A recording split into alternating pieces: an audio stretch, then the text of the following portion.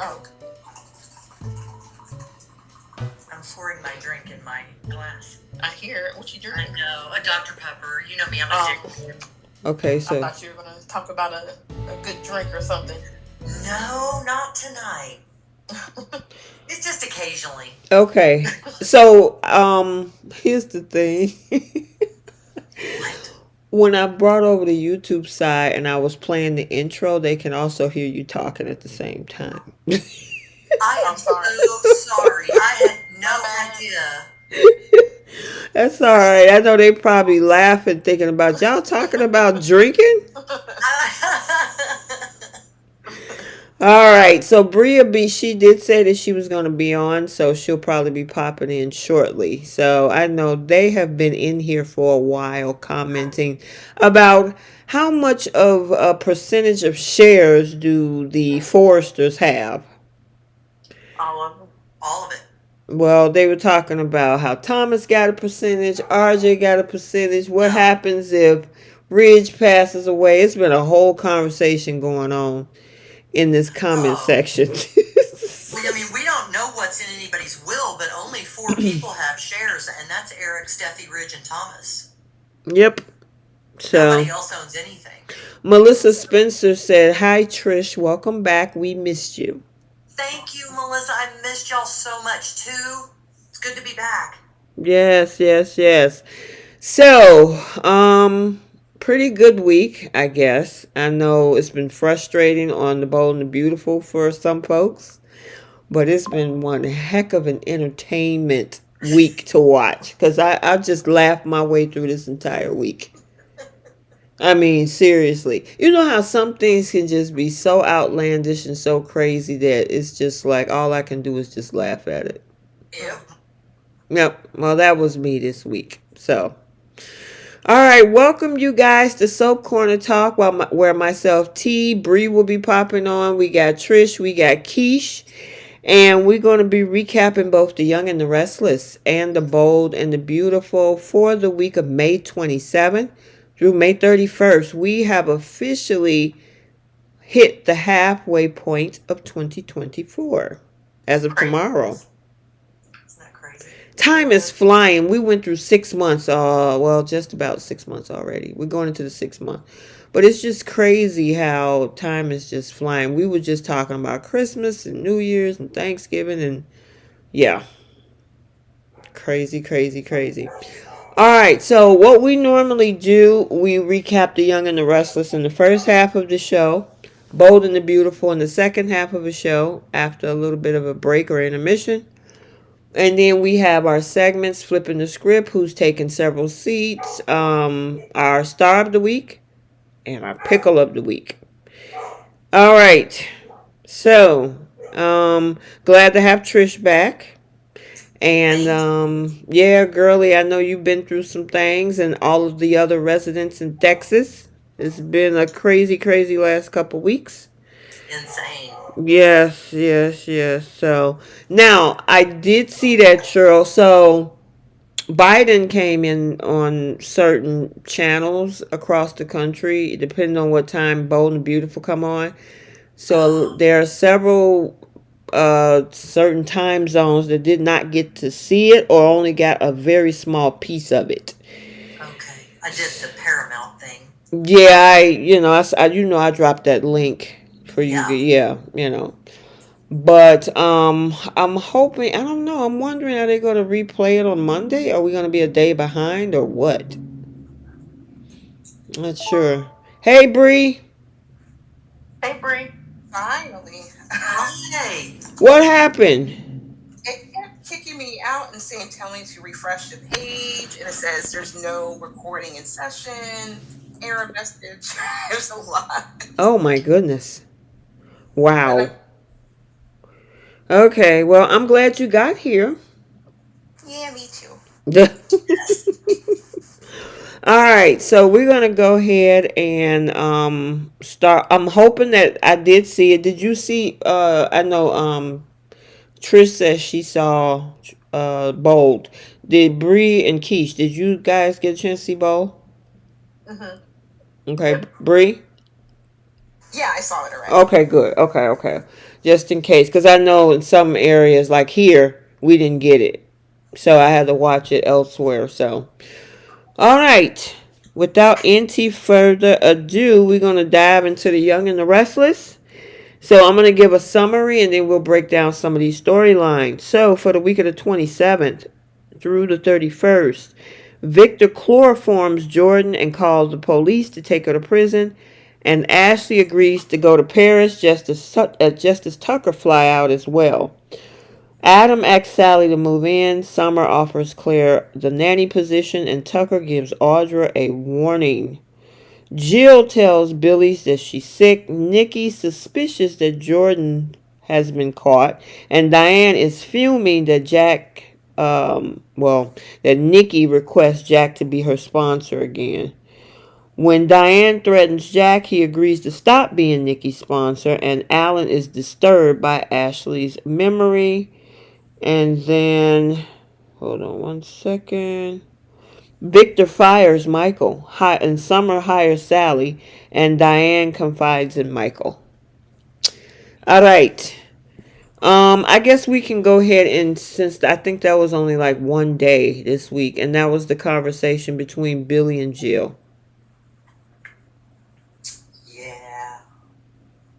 So I wonder, because she hasn't been back in person in a while. It's all been video conferencing. I was wondering what they were going to do with Jill. yeah, what do you guys think? Do you think this is the reason why she put Billy in, to take over her space? That's my assumption. Mm-hmm.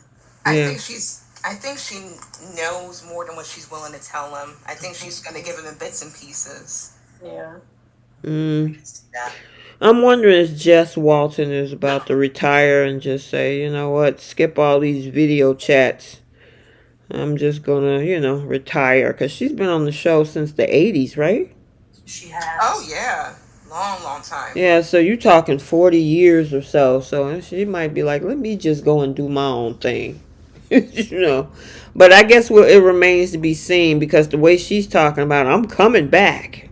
Just make sure the company is together. Now, the interesting thing is that she don't want Billy to tell the rest of them anything. Now, that part I don't understand. And normally your C-suite is entrusted, but I guess she doesn't think she can. Yeah. I guess the only thing if the Winters family start acting out because they think Billy and Jill are against them, it makes them look bad in so many words, because the girl is actually sick, but at the same time, Billy isn't saying anything. Does that make sense? Yep. Yeah, so I don't know. It's ripe for misunderstandings. Exactly. It also kind of sucks, because I feel like once they do find out, they're going to back off. Yep. And they're not going to move forward with trying to get their company back and undo that merger, because they're going to feel guilty or feel bad.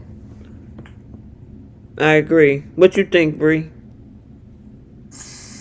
I don't think it would really matter to Devon. Maybe Lily might feel a way about what's going on with Jill, but I feel Jill's obviously getting things in order, which is why I'm surprised she even put Billy in this position. But it kind of makes me feel like maybe either the actor's planning to leave, or maybe they're going to put an end to the Jill character. Because we haven't really seen much of her. If anything, we see her maybe 2 or 3 times a year. She's like the Disney Vault. So it wouldn't surprise me. She's been here on the show for a very, very long time. She was just talking about Snapper Foster. I was like, who is that? And I was like, oh, Snapper. Yeah. So It's been a minute. she's had lineage. So I wouldn't put it past Jess Walton. She said, look, I want to retire. She's been a lot of years. What did y'all think about when Billy was like, well, forget Chancellor, I'm going to make sure we're going to continue the Abbott legacy. So I guess he's back on that whole thing again about putting the Abbott name on that side of the business. Well, and what's really funny is that, he forgets that Jill isn't an Abbott. Her last name, Jill's a Foster. Yeah. So Mm-hmm. if he wants to preserve Jill's legacy, he'd be all concerned about the name Foster. Yeah. I didn't get that either. That made no sense to me. This writing. It's just, And you know what's funny? She's had so many ex-husbands, but she claims the Abbott name still to this day. And you would think at this point she would want to be a chancellor officially. Yeah. Was it Mhm. Rex last? Or who was her last one? Not Rex. That was Catherine. I'm sorry. Jeffrey? I always want to say Jeffrey. Bardwell, right? Is that the Right? Bardwell guy? Yes, that was her. No. The twin, the other twin. We were talking about Right. twins yesterday. I forgot his What was name. his? I forgot all about him, y'all. I think he got involved with Ashley and Nikki or something. Something untoward. But yeah, that's one of her other husbands, her ex-husbands. She done had a lot of last names. I'm just surprised she wants to claim the Abbott name. If anything, wouldn't she want to be more so on the Jabot side since there's nothing but Abbotts over there? Yeah. But she doesn't own any of that. Mm-mm. I mean, Billy obviously saw an opportunity when he jumped ship from Jabot, and I remember that whole, because we had that conversation back last year when, he's like, because remember originally he already had a COO position under Lily a year and a half ago, and of course it caused the breakup. He ended up with Chelsea, blah blah blah blah blah. She was begging for that man to come over there. And now he sees the opportunity because, I mean, if you look at it, Jill, I mean, at some point, somebody's going to have to take her position, whether she retires or anything else. So he definitely say, hey, I'm not going to get no higher over at Jabot. This is definitely an opportunity to continue my, an opportunity for a CEO position over there because of his mother instead of looking at, his father's side over there at Jabot. So I don't know. Forgot about. I'm sorry. No, go ahead, Bree. Yeah, Cheryl Hines said Jill is a foster by adoption, but biologically she's a Fenmore. That's right. That's right. She's Lauren's sister. I forgot about that. Y'all, I am forgetting things now, and I did not used to forget. Okay, so her guy, that it was Colin Atkinson. Thank you. Yeah. Okay. Thanks, Victoria. Yeah, Colin. Yep. Everybody on it today. But you know what? I forgot about that. She is Lauren's sister. But I wouldn't, even if, I don't know, I guess considering she didn't find that out until she was like well into her 50s or so. Mm-hmm.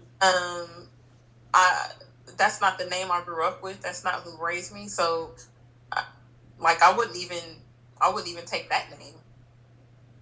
Mm-hmm. As far as it goes with wanting to add a name or change the name of the company or whatever it is that Billy's trying to do. Mm-hmm. To me, it needs to be, if he wants to honor his mother's legacy, I would think that she would just go with whatever her maiden name was, whatever her name was, whatever she was born with, whatever's on her birth certificate, not one of her married names, because I feel like that takes away from it being your mom. Well, and not only that, it wasn't her company to begin with. It was Catherine Chancellor and her husband Philip Chancellor's company. So if you really want to worry about the true legacy, then you just keep it Chancellor. Right. Exactly. I totally agree with that. This whole Abbott thing is it's odd to me that he's just so hardcore about wanting to put Abbott on this company. Well, and not only that, so y'all want to hear how many years it took me to get the fact that Jabot is Jabot, and if you add a T at the end, it's J Abbott, John Abbott. Yeah. So Jabot is John Abbott. Right. Literally. Exactly. And it occurred to me, just a few years ago, and I was like, well, I can't believe I did not have that actualization. Oh my goodness. A little slow on the uptake, I guess. Yeah, I mean, it was definitely, I guess, some sort of a creative way to put that name together, J Abbott, and drop a T. Yeah, we lost Bree. I guess she'll pop back in. She must be having a lot of technical difficulties with the platform. So, yeah, so I guess we'll see what the fallout is. There's a lot going on next week. Mamie is back next week as well. So and of course, the Winters are not happy with some of the things that Billy is going to be doing.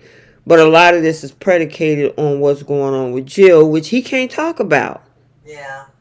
And I just think that when you have, you know, all of them are on the board, at least that group on the board or something, they all should be in the know of what's going on so how they can be on the same page on how to move the company forward. One would think. Yeah, but obviously this makes for soapy drama, so. Right, right. It's all sudsy up in there. I know, right? Is that Uh, better, you guys? oh yeah, Hey. hey, she's back. Yeah, I was able to hear you guys. I was talking, and it was like, "What's going on?" So weird. Like, it's okay. But it had dropped you out. I don't know, that was weird. Okay. Well, at least you're back. Yeah. All right, so let's move on to this other storyline that also happened at the beginning of the week is the chloroforming of Jordan. That was the last day we saw her, which was Monday. I think that was Memorial Day. I have questions. Okay, what you got? So they're gonna chloroform her, and he's calling the police to inform them. So he's not even going to like. Are they gonna take her to the riverbank and soak her and dunk her and put mud all over her? And she's not pruned, so she's been out of the water. So what? Like, what's the setting for this? And obviously, we didn't get to see it, but I just want to like, what's in their heads of what they think we're envisioning? That's my question. Yeah, I mean, the only thing I can think of is that they put her butt to sleep, took her over to the riverbanks, and I'm hoping that they made it look like she's been in the water, around the water for 2 months. Or was Right? it, oh, not 2 months, about a month, I think it was, right? Yeah. Yeah, and now they just come over and take her to jail, and now she's in a maximum security place. But I, you wouldn't be. You'd be in the hospital first. Taken to the yeah, bed with a security guard. you would think. Uh, What y'all think? that they constructed that whole little storyline is it's a mess. They cinder blocked him into a corner. Yeah, they did. Yeah, Well, the other thing is that I mean Jordan been around since September, October of last year for all three of the sweeps. The thing is, I guess they want to keep her up in the air just in case they want to bring her back instead of taking her out. what do they do now though? Like the woman is kidnapped a child and an adult. She attempted to murder how many people? Hmm. Did murder how many people in that jail? Unalive. Oh, Oh, God, and I'm sorry. she pushed the one dude out in traffic. Right. What was that So guy named? Seth? yeah. I think Yes. so. Yeah. Mm-hmm. So it's like, how can they?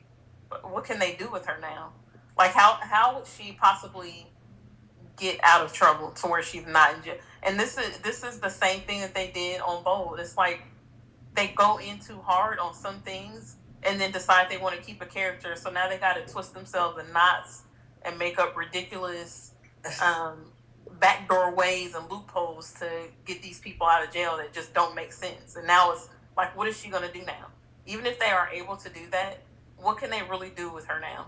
Other than, I mean, if she runs around town doing little things to get under people's skin or, like, that's about all she can do. Well, maybe she'll get out on a technicality like Bill and Ridge screwed up the case, so. Yeah, that's what I'm saying. Like, even if they do that, even if they do get her out of jail Mm-hmm. on a technicality or through some loophole, what next? Is she just going to run around town trying to, I don't know, do little things to piss people off? Like, what do you do with her now? What relationship is she going to have with anybody? And I mean, how much strength and energy can someone her age have to continue this mayhem? I'm serious. I know. Serious question. That's yeah. And I wish instead of them doing what they did, where she, when they brought her on, it was like immediately now she's trying to take out the Newmans. They should have had her playing nice and playing innocent while Claire was still at Newman and doing little things to I don't know, dismantle that family from the inside somehow. instead of just going full force in the unalive department. Mm-hmm. They could have Mm-hmm. kept her around a lot longer had they just eased into it or something like that. Yeah, I got you. That makes sense. What do you think, Bree? I'm just stuck on the fact that this man just randomly had liquid chloroform just ready to go to take her out. I I mean, don't, I'm just, Jordan randomly had liquid chloroform too. Where'd she get it from? And other chemicals. I think they all have like Look, these underground storage facilities full of illicit substances. look, Jordan is nuts. That wasn't random. I think she has a stockpile of that stuff somewhere, along with other things and Right. other tools that she uses. Yeah, that's but true. this pulls into this man's fetish even more. How does he just have some knockout liquid just up and ready to go, all within that same setting? And then what he did to Michael really irked my nerves. Yeah, might as well go into that storyline because that happened today. Where, you know what? I'm happy for Michael that he got fired. Yep, me too. He did him a favor. I mean, this man then got locked up in a Peruvian prison. He's always a gopher. He's doing all type of illegal things to help cover Victor's trail. I'm like, hey, he can go home and sleep tonight because he ain't got to worry about trying to clean up Victor's messes. Well, Lauren will be happy. Oh yeah, yep. And she gonna need all the support she can get now. Right. I mean, at this point, hey Jenna, at this point, I'm wondering, Victor, you ain't got nobody to clean up your dirty messes. Cause see, he's pissed off that Michael and Cole betrayed him because he want to continue to be sadistic with his Brussels sprouts.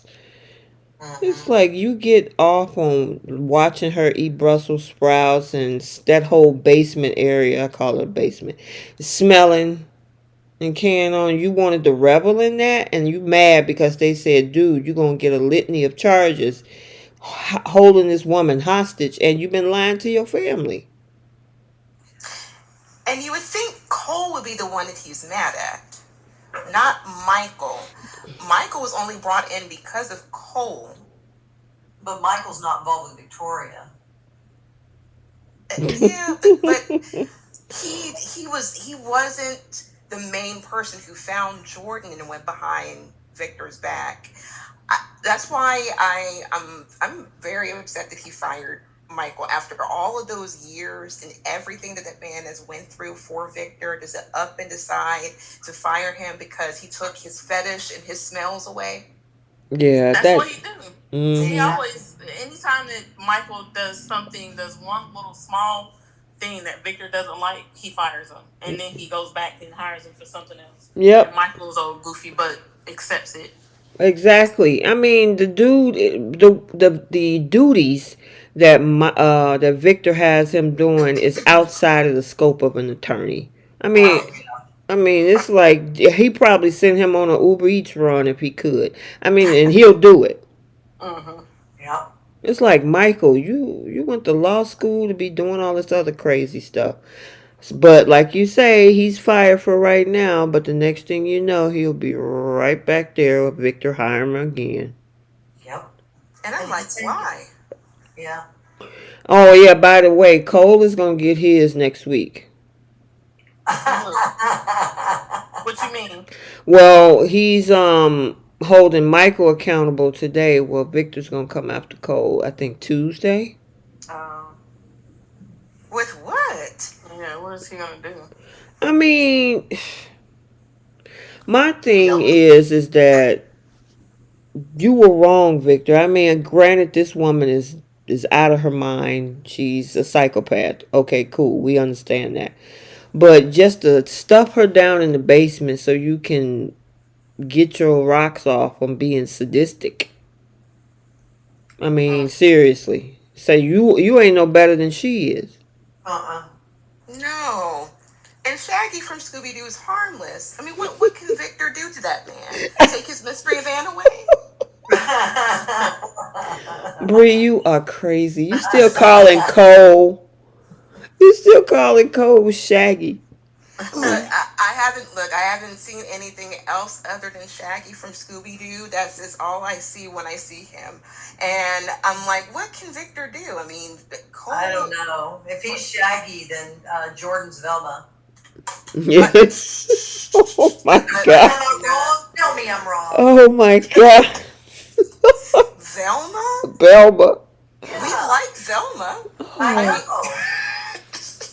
but we put her with But it fits. Not the actions she's taken, but she's got the real short hair, and No, I think Jordan is one of the monsters that's one of the episodes. Yeah, I was about you to say, say. take the mask off, and there's Jordan. Exactly. But I would have got away with it, you crazy kids. That would be her line. That's hilarious. Okay, you're right. I defer to you. Oh And my then gosh. what's up, Keish? Huh? You said, "Oh my gosh, what you got?" Oh, that wasn't me. That was me. Oh, that was I'm oh, like, sorry, Trish. two for y'all. We're starting to sound like each other now. And then Victor, once they got her up out of there, Victor decided to act like with his family. I got some news. Victor Jordan was found, and Nikki was looking at him like, "Wait a minute." Yeah. Mm. She's got to know that she knows better. Hey Jay. Mm-hmm. Jay. I mean, he sat up there with a straight face, put a hole and cold in. He backed him up. Cole didn't even flinch. I'm like, okay, Cole. Had to practice that. Yeah. Mm-mm. Oh, hold on. Cut that off. Okay. Yeah, so yeah, that whole thing was just I'm just glad that they finally wrapped up the Jordan storyline. I didn't know how they were going to end it, but it was like a run-on sentence. Yeah. Yes. It just kept going on and on. It's like, okay, what's next? They got her, then she gets away. Then they got her again, then she gets away and torture again. It's like, oh my God, come on. Just like Scooby Doo. I know, right? Yep. Um. Okay, so we had somebody moving. Things were looking up for Sally. This week. Sally got a new place to stay. She can officially move out the GCAC, and she got a new job. Mm-hmm. But I don't know how long that happiness with Adam is gonna last, though. Why you say that? Well, there's a spoiler out there that Sally's going to interrupt an intimate moment between Adam and Chelsea. Oh, Oh, come on, man. seriously? Oh. Why did you think Chloe said ominously the other day that I just hope that Adam don't hurt you again? Yeah. He always says it though. Yeah, but it sounded a little bit more ominous that day. I'm like, And then I happened to see the spoilers for next Wednesday. I can't imagine that's gonna stick. I don't hope know. not. They just got these two together. I mean, I don't care about Adam and Sally like I did a year and a half ago, but just for her sake. Reinvested, y'all. What'd you say? I reinvested. Really? Yeah. I want them to. I want them to make it. Let's go. Let's keep it together. I would definitely prefer him with Sally over Chelsea. I used to like Chelsea and Adam together, but after this last round, I'm over them now. Yeah, I agree with that. I do too. You can't poison someone, and no, it's a no. I agree with that. I agree with the both of you that I would prefer him and Sally together. And like Trish, I'm slightly reinvested. Mhm. Slightly. Especially their interaction and like how sweet they've been to each other. And I was surprised that he even wanted her to move in after everything that she put him through with his brother. And I'm glad that she got out that hotel. She's been in that hotel since she's got on the show. It's been a few years. I was rooting for him. Like, yes, that's one. Well, she also stayed at the Grand Phoenix, and then they moved over to the GCAC. from hotel to hotel. We should just take this as a win. She got out of the hotel. I cannot say that for the rest of Genoa City residents, Exactly. but she did. So Made it. whether it's short lived or not, because I really hope they don't put Adam and Chelsea together, but the writing's on the wall. But I do like what I see so far with Adam and Sally. Yeah. Well, we'll see. You know how everybody was so excited about them. I was on that train back in 2022. Yep. But yeah. After everything that's done happened, you know, Nicholas walking in the room with the stench, and then he was still there, and he was sleeping with her while being pregnant with her brother's baby, and I mean his brother's baby is like, okay, I'm over it. Whew, that was a lot. That was a lot. 2023, the beginning of the year with this whole thing was between the Adam and Sally and Nicholas was just. I'm like, I'm over. I'm done. Stick a fork. But yeah, she got to move in, and she buried the hatchet with Summer. I like that. Those two, they need to become friends. I wanted that from the get go. Yes, I mean Summer actually had to let go of a lot this week because she overcame not only the stuff with Sally, she also overcame the stuff with Claire. Well, at least a little bit. Yep. I'm proud of her. She didn't have to do any of it. Me personally, I wouldn't have. But good for her. I would never have hired Claire. Same. I even if there's like a little hint of something like that, that's just way too much close for comfort. For her to be around my son, and after everything that she did to my family, I would trust a roach before I would ever trust her. Dang, you silly. She But said that she would trust a roach over Claire. yeah, but good for Summer. I'm glad people were getting off of her back because everyone was so mad. They're like, why aren't you giving Claire a chance? She didn't have to, Right. but she did. Yeah. And I was surprised by the Sally thing too. I mean, plus they really shouldn't have too much animosity. Sally didn't really do much of anything except, give Summer her position at Marquetti pretty much. She kind of handed it on a silver platter. So I think You underhanded it on a silver platter. that is very true. So maybe Summer might feel, I don't know, it's guilt or whatever the case is, but she's definitely turning over a new leaf. And I think Kyle has also seen her in a different way too. So Amaya Baker mentioned something in the comments about Summer Kyle Claire triangle incoming. Do you think that that's where they're going to try to push Summer back into when with this whole thing? Because I mean, obviously, your boy is not on screen right now, Chance. Mhm.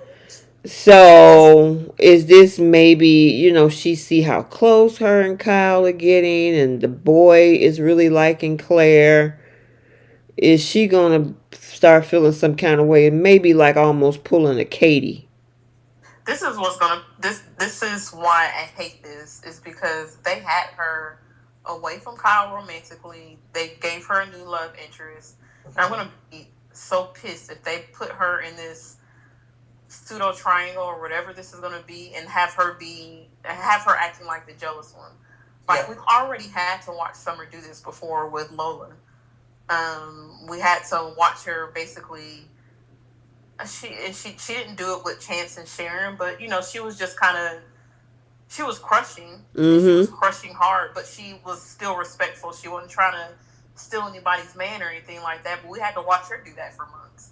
You're right. They finally let her and Chance be together, and now we're gonna put her back in another triangle. And it's not even one where she's the one that's being fought over. It's one where she's gonna be fighting another woman for Kyle. It's just. I guess my thing is, it's like, are you gonna have Chance there or not? We went through the same thing about 2 years ago when they just dropped Chance off screen and then finally brought in what's the actor name that we have now for Chance? Uh, Connor yeah. Floyd. and brought him on. Now he's disappeared. I'm like, do y'all want the Chance character on the show or not? Yeah, I mean, they gave us the slow burn all fall up until the beginning of this year, trying to get inch closer and closer. The man got shot. And then Summer was all by his bedside, had a whole jealousy thing, and Sharon dumped him. Then we finally get them, and we had a couple of scenes, intimate scenes with them, and now he's gone. yeah. Is he reoccurring or is he gone off the show? Well, I don't mean gone as in gone off the show, but he's just not there right now. You know what I I mean? heard that he got bumped down to recurring. I don't know how true that is, but that's what I keep seeing. I'm wondering why. You could have. First of all, they had no business moving him off of being a police officer or even the chief of police and moving him over to a businessman at Chancellor Winters. And he's not at the business. Right. He's not even there. And so Genoa City has no police. Gail also said that too. There's no police. There's no lawyers actively working. So what is going on with Genoa City right now? And they really should have kept him as a police officer, especially with this whole thing that happened with Jordan. Right. To ensure that, she's going to be in jail and I don't know why they dropped the ball with Chance and Summer. I wonder if it's because it's like the responses in regards to like the love scenes or whatever the case is. But yeah, that sucks. Unless Jenna, did you take Chance for yourself and we can't enjoy it? Wait a minute. She's in the comment section asking where is Chance. Oh, I was about to say Jenna. So I say, Jenna, did you hog that man for yourself and we cannot enjoy him on screen? Is that what happened, Jenna? No, my goodness. Imagine that they just did away with Chance and Summer because of possibly some, I don't know, remarks from viewers. Because I don't remember seeing anything like bad about it. Mm-hmm. And I mean, how many other couples do we have on this show? And it's like, oh, okay, they're okay, or there's nothing there, or it's just whatever. Like Devon and Abby, people aren't gushing over them, but they're still together. They've had them together for 2 years now. Mm-hmm. And they trying to force Cole and Victoria on us, and it's like, yes. Oh yeah. I don't think it had anything to do with like audience reaction or response to the two of them together. I don't know. I don't understand it, because if this was a contract thing, they knew when this man's contract was going to be up. Or negotiation, or I don't know, something. So it's like, why did you guys go through all of that the end of the summer, fall, up to the winter, put them together, and then you take them away? Exactly. And she hasn't even mentioned them either, right? Who? Say it again. Has Summer mentioned anything about? Nope. Not once. Nope. I don't understand. Jenna said, honey, if I could have him, I would have taken him a long time ago. I had to check. I had to check just to be sure. I'm like, where is he at? I'm like, I know that's Jenna's man, so maybe she's just keeping him to herself until she decides, okay, the viewers can watch him. But yeah. I'm just saying. Yeah, I don't. I mean, I'm liking a couple of the new storylines, like the situation with, especially Ashley, which we'll get into that one.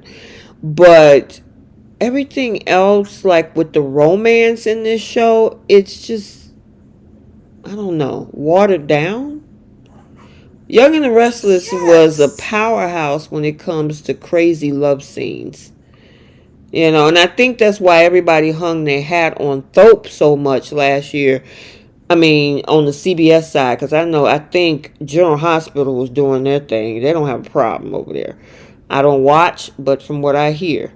But on the CBS side, I mean, we hung our hats on Thope because we really haven't had spicy hot scenes in a while. And I know we talk about this from time to time. But on the Young and the Restless, I mean, even like we was talking about, yeah, that was this week too. Between Adam and Sally, after, she decided to move in, they end up sleeping together. We got a couple of kisses, and then next thing you know, they were laying flat on their backs looking up at the ceiling. Yep.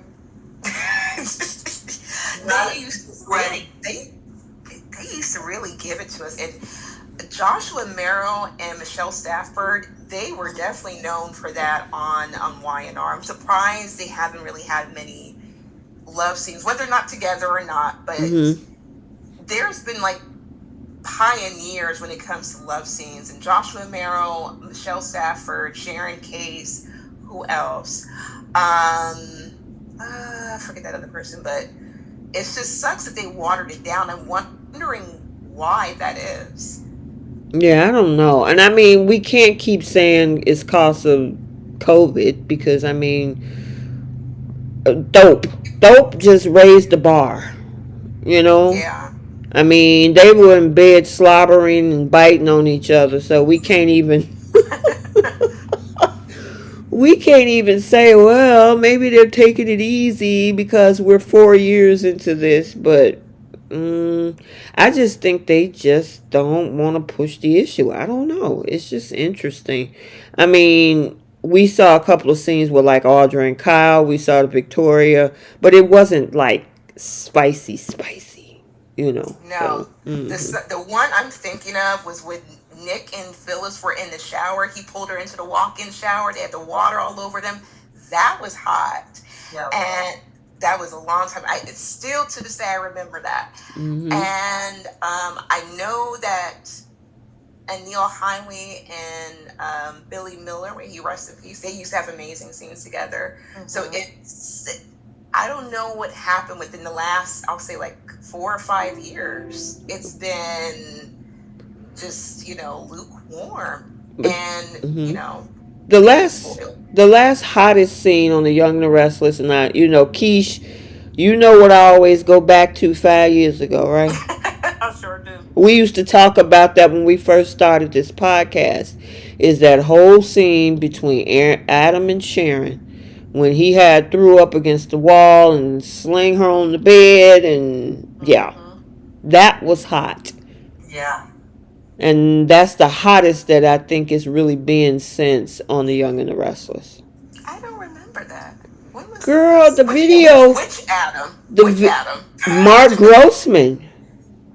Really? The video is on my IG. I'm gonna There's been a lot. Oh my God.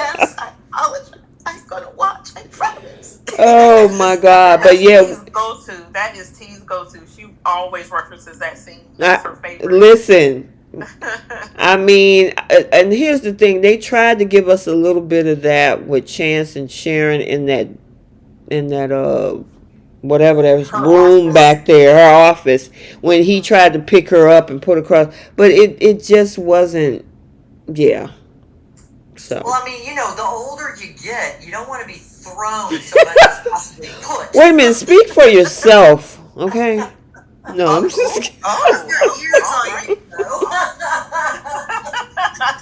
have arthritis in my joints now. Listen, you better get them knees together, girl. Wait a minute, let me be quiet. Okay. T said, what? Like, what you got going over there? Oh, man. Listen, the girl, please.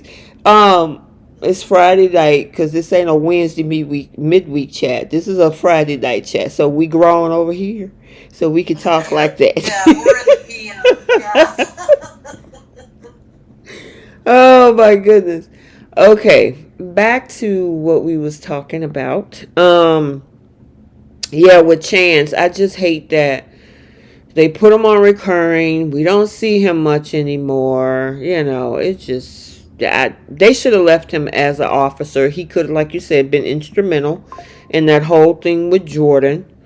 I mean, we saw him give Summer advice when Harrison got kidnapped, but that was it.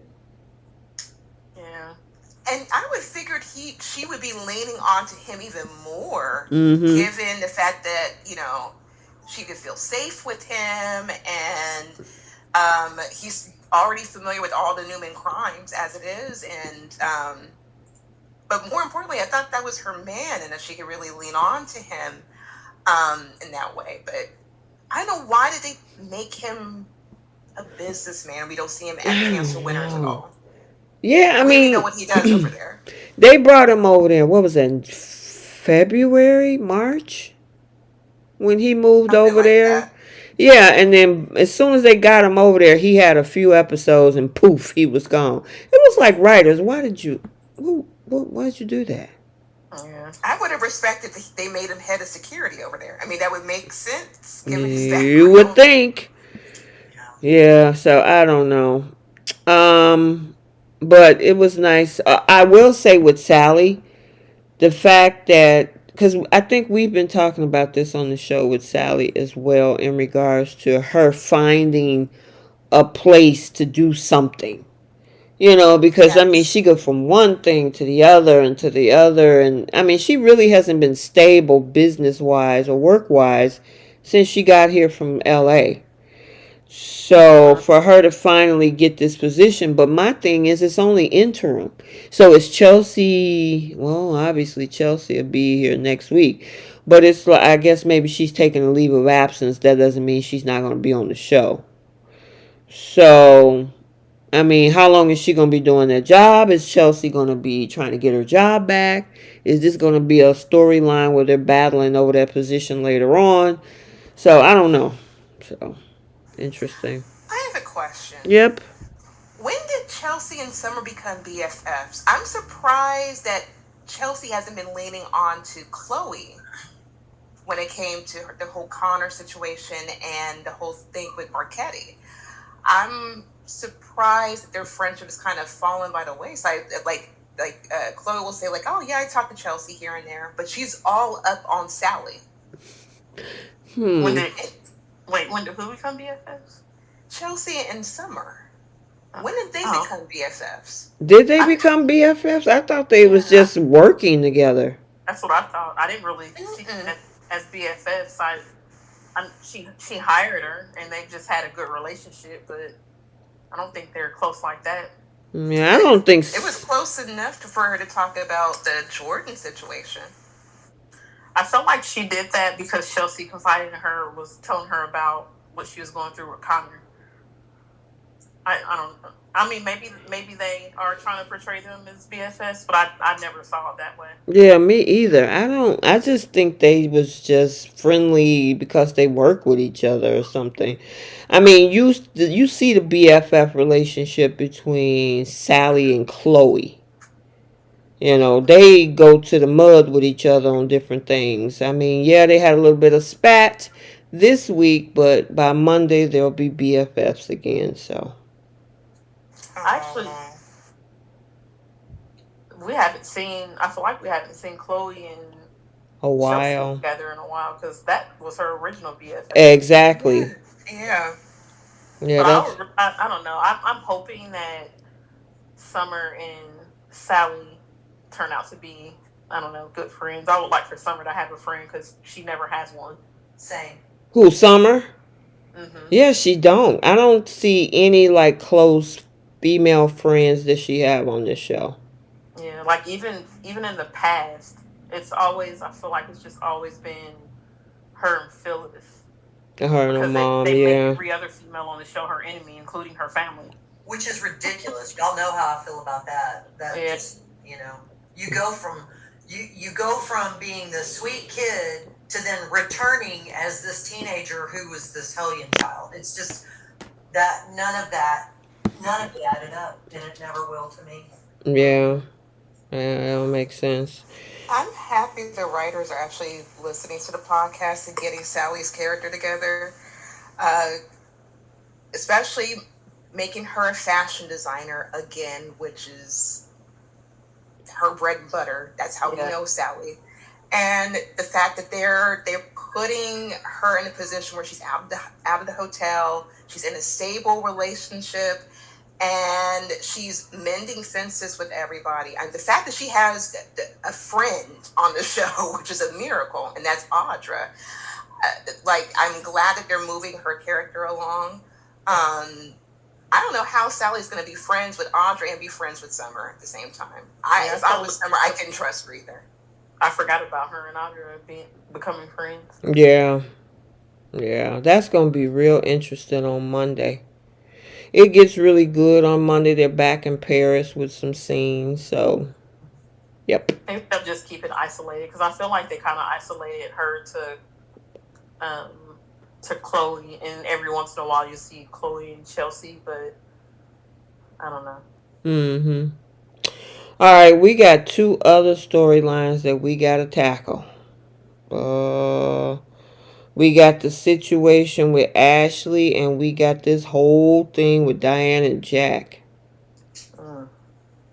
So, let's go ahead and do Ashley, because that was one heck of a twist. Now, I know we were originally thinking that something was off with Alan, as if he was the one that maybe had did something that Ashley didn't remember. And then they threw us a curveball when Tucker ran into somebody that looks like Alan, and then, yeah, we got two different people, but they look alike. Y'all like that new twist of the storyline with this? So I know we called it, Mm-hmm. and I was slightly annoyed by it, but I'm relieved that Alan's not a bad guy. Yeah, but look like his twin brother is. Yeah. My question is, what the heck did he do to Ashley that she ended up with split personalities? Exactly. I'm going to hate this storyline, I'm sure. Yeah, I'm cringing because I'm like, oh, are we going to go down? What did he do? So, I mean, she kind of, some of her memories are starting to slowly come back. You'll see a little bit on Monday, but it doesn't really tell us the full effect. And I think it's not probably, it's going to come out in bits and pieces this coming week. I'm all for it. This is such a good storyline. A part of me is thinking that maybe she was seeing Alan's brother with one of her other personalities. I don't know. I'm surprised they're going down a twin direction. We had enough twins on the show. Mm-hmm. But this is a very interesting twist because nobody really knows anything about Alan except for the fact that, they know him through Ashley. And it makes me wonder, did Ashley know that he had a twin brother? If she knew him for years, wouldn't she have known that he was a twin? You would think. But you know what? I want to explore something that you brought up on Wednesday about Belle. Remember what you said about Belle when we did the midweek chat and how flirtatious that she really was with getting with Alan? Yep. Do you think, and it looked like, because we did see the Friday preview for next week, of course, where Alan admits that he has a brother. So obviously this is who this is. Do you think that she slept with the guy and she regrets it, but Belle remembers it?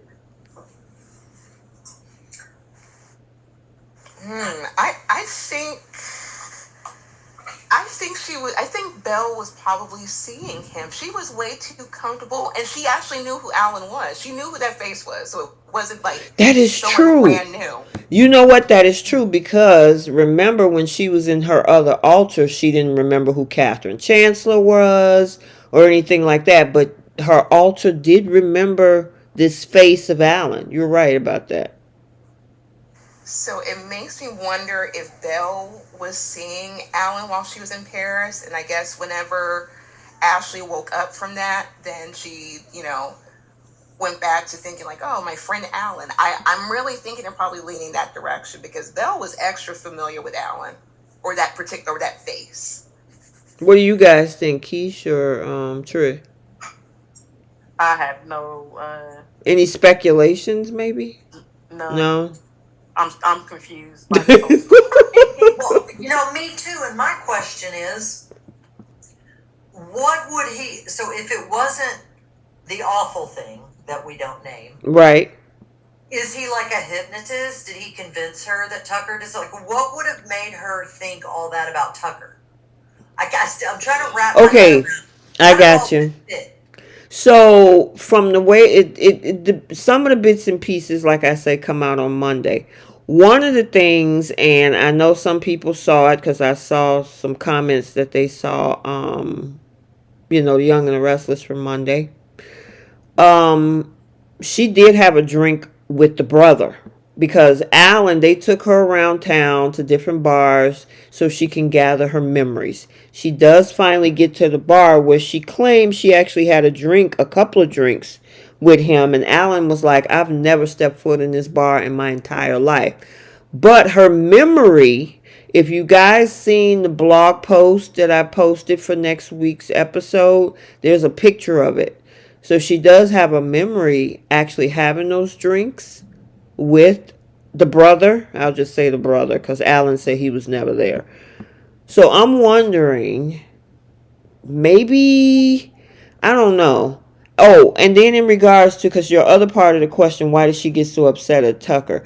She kind of explained it as misplaced anger. So she's angry about something with this brother, but because her memories blocked out whatever happened with the brother, that anger is still there, and she claiming it as being misplaced anger on Tucker. Does that make sense, Trish? Yeah, it does. So I'm wondering, did somebody put something in her beverage? That's still make it nefarious, don't it? Yeah. Yeah. Oh, this is gonna be interesting to see what happened with this brother. What did he do? That it was so traumatic that she ended up having to have personalities protect her. Yeah. Yeah. That's creepy. I think Bill was seeing her, and maybe whenever Ashley kind of snapped into reality, or maybe to like another personality, that could kind of set him off. Like, no, I was just with you. Why are you doing this to me? And kind of maybe go off from there. But stay tuned. Yeah. It's so far. Yeah, it's not going to come out until the end of the week. And Amaya's right. She said that it's probably going to be a standalone video. An episode, I should say. Which is fine because that'll make an hour of this whole reveal. I'm okay with that. And especially if they break it down, I'm hoping it's not too, like Trisha was saying, the thing that we don't want to say. But I'm interested in the storyline because I like suspense. So trying to put the dots together, figure out what happened, who did what, when did. Yeah, I'm open to this one. This is pretty interesting. I thought it was a pretty good twist to see this come out. This has been a very well executed storyline. Like every week, I'm excited to see what happens. And I'm really, it makes me wonder, do you think they'll put Ashley and Tucker back together? I hope so. I like them together. I like them together too. And there was a picture posted somewhere with her in this gorgeous dress standing next to him. Now, I don't know if that was, put together or if that was taken from a scene that they had done, but the way this storyline is going with Tucker being in town, it could set him up to be a hero. Yeah. Because why would you bring Tucker into this whole storyline in Paris? They could have left him back home. Well, yeah, and I gotta ask too, why does Audra think that she owns Glissade? I cannot wait to get to that. I was so mad at this. Well, he's going to try to shut down everything on Monday, including removing her from the board, which he does shut down everything pretty much. The thing is, though, is that she knows where all his dirty secrets lie. See, that's what happens when you entrust a snake with your treasures. They know where all the bones are buried, and she's threatening him with that. So. It is the dumbest thing I have ever witnessed a 304 do. How does she feel that she can play Tetris with her box and assume that she has control over this men's company? Did you say Tetris? She's been playing Tetris with the men in Genoa City with her box. God. And now that she ran out of any job options over in Genoa City, she really thought that she can go behind Tucker's back and make meetings and deals and he not know about it. Tucker, why did you follow me here? What I do in Paris is none of your business. He signs the checks. Right. He signs the checks. It's his company. You're trying to make deals behind his back. You really thought the people weren't going to report to him? Like, what does she think? What type of control she thought she had over this man? And on top of it, Tucker was like, "Look, you could have had it all with or without the ring." Yep. He So sure it's like, what did. did you want? Yeah, and the triggering point for her to do all this is because he want to figure out this stuff with Devon. Out of anything you want to choose to hang your hat on, is that. His son. Crazy. Which further proves that it was always transactional. How she moves Yep.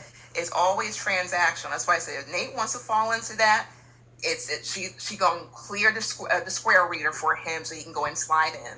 Yeah, she will chew him up and spit him out. Mm-hmm. So, I don't know. That whole thing is a mess. She didn't want the ring. She didn't want any of this. She don't want him with his son, but she want Glissade. Okay. Good luck with that one. I'm like, with what money? She don't have enough money to get her box springs fixed. Dang. She ain't Girl, you We're silly. Tempur-Pedic, you don't need a box spring. Shut up, Trish. So no box spring. So basically, she just lies there. That's all you can. There's no spring in a Tempur-Pedic. So it's just nice and memory foam for all the other people to lay off it. Shoot, they probably have to flip that mattress every week because of the fact that, yeah, you know, you had us in the memory foam tends to remember. Right. And let's not put a black light to it. Oh. Ooh. We lost Keish. I guess she'll be back. No. What'd you say? Her in that moment, that was too much. No. Right. Ran away. I'm sorry, Keish. Sorry. Oh my goodness. She said, "Don't turn on a black light." Wow. She's a mattress. She's a square reader. She's a lot of things. She's the Miss Transactional Queen. And I'm like, what does she want on the show? If she really wanted to make a power play, that she needs to secure a job position or at least secure financials.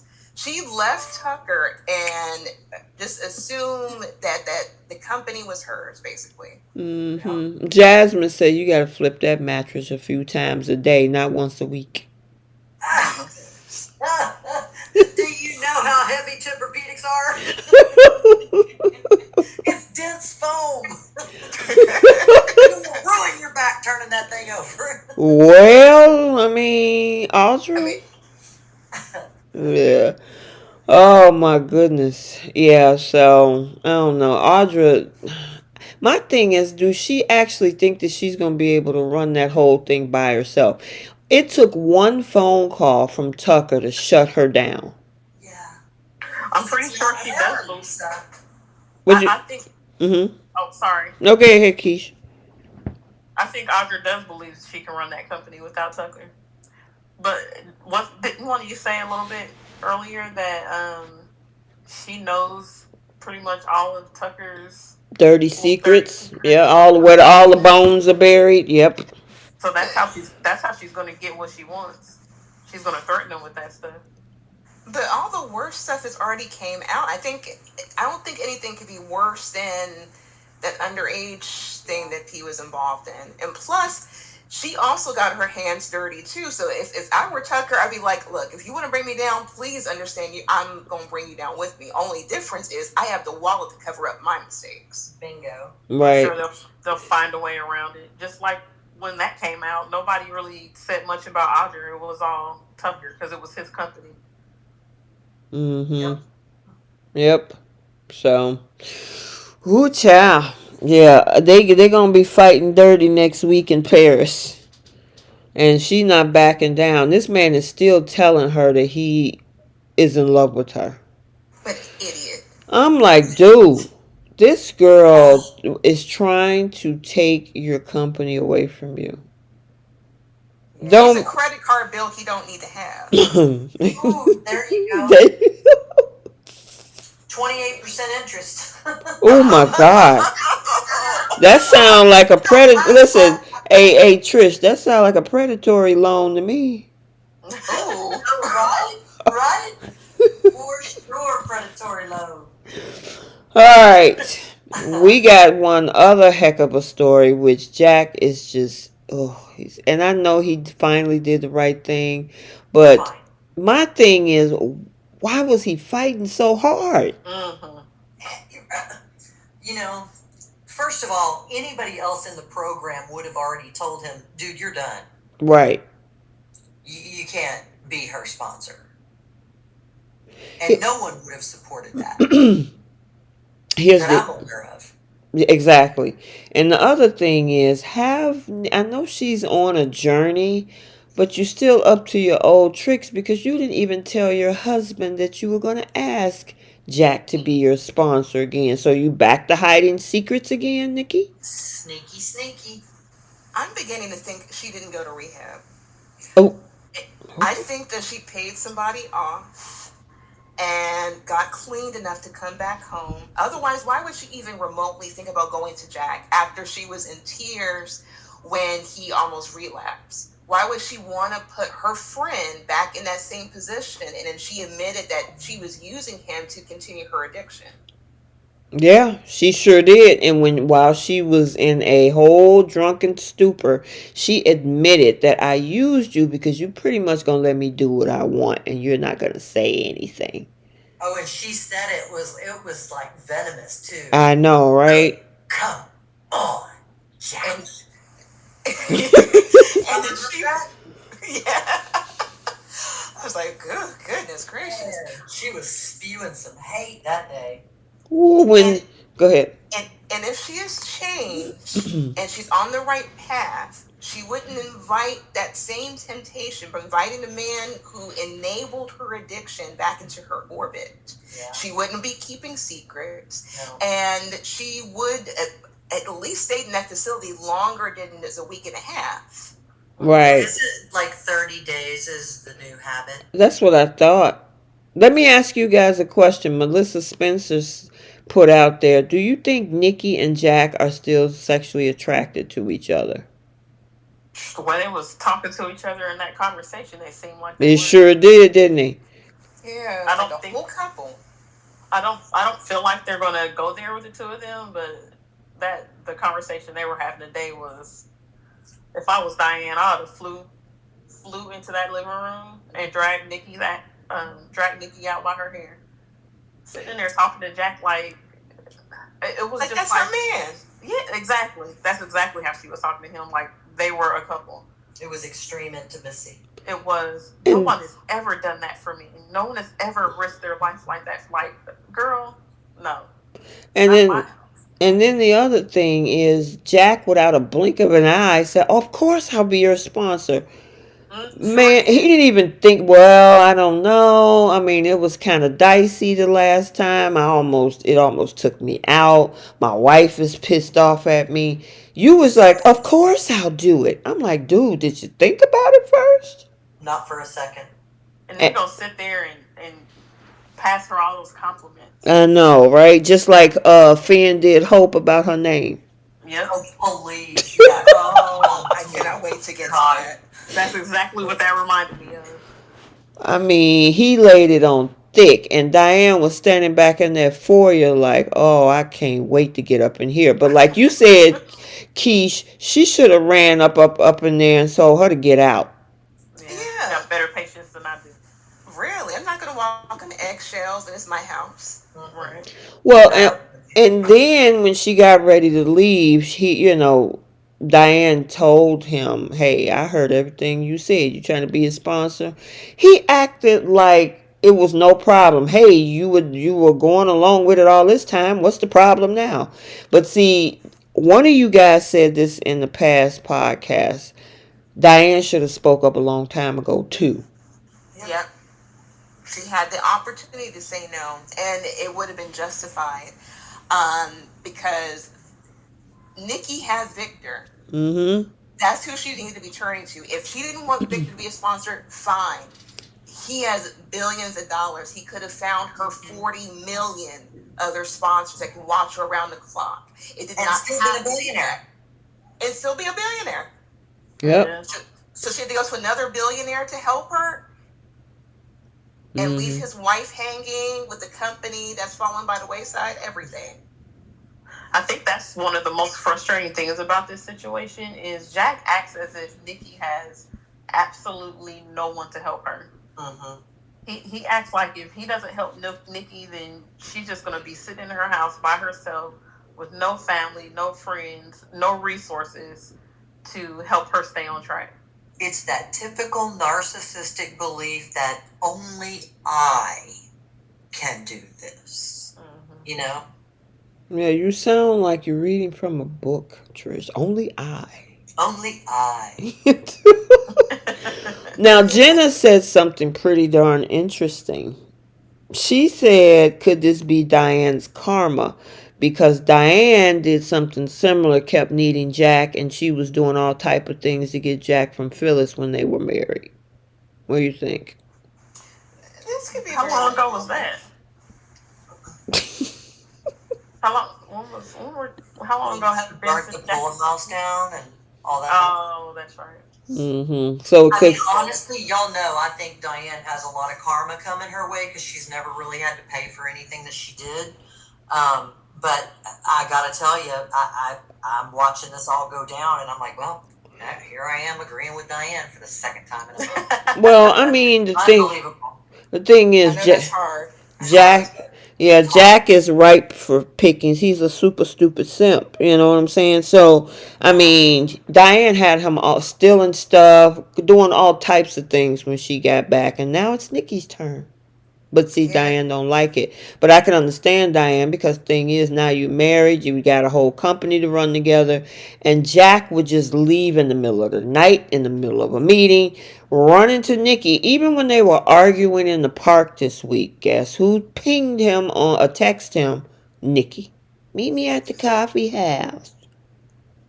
And he quick to drop everything. I'm like, you're not an important man in Genoa City. You got all this free time. Are you retired? What is going on? And the fact that this man is still okay with enabling everything that she's doing. This is the same man who I remember when Lauren and Nikki was like, well, we'll have Jack pick up some food for us and we'll discuss things about my addiction. He was like, okay, and dropped everything, went over to the ranch for them. He's still on that mindset that he needs to drop everything to tend to Nikki. And I don't understand why. Is he a new caregiver in town? I mean, the first thing Jack always says is that it doesn't matter any time of day or night. I'll be there. I'm like, dude, you got a company, you got a wife, you got kids. I mean, Kyle and Diane are at each other's throats right now. Yes.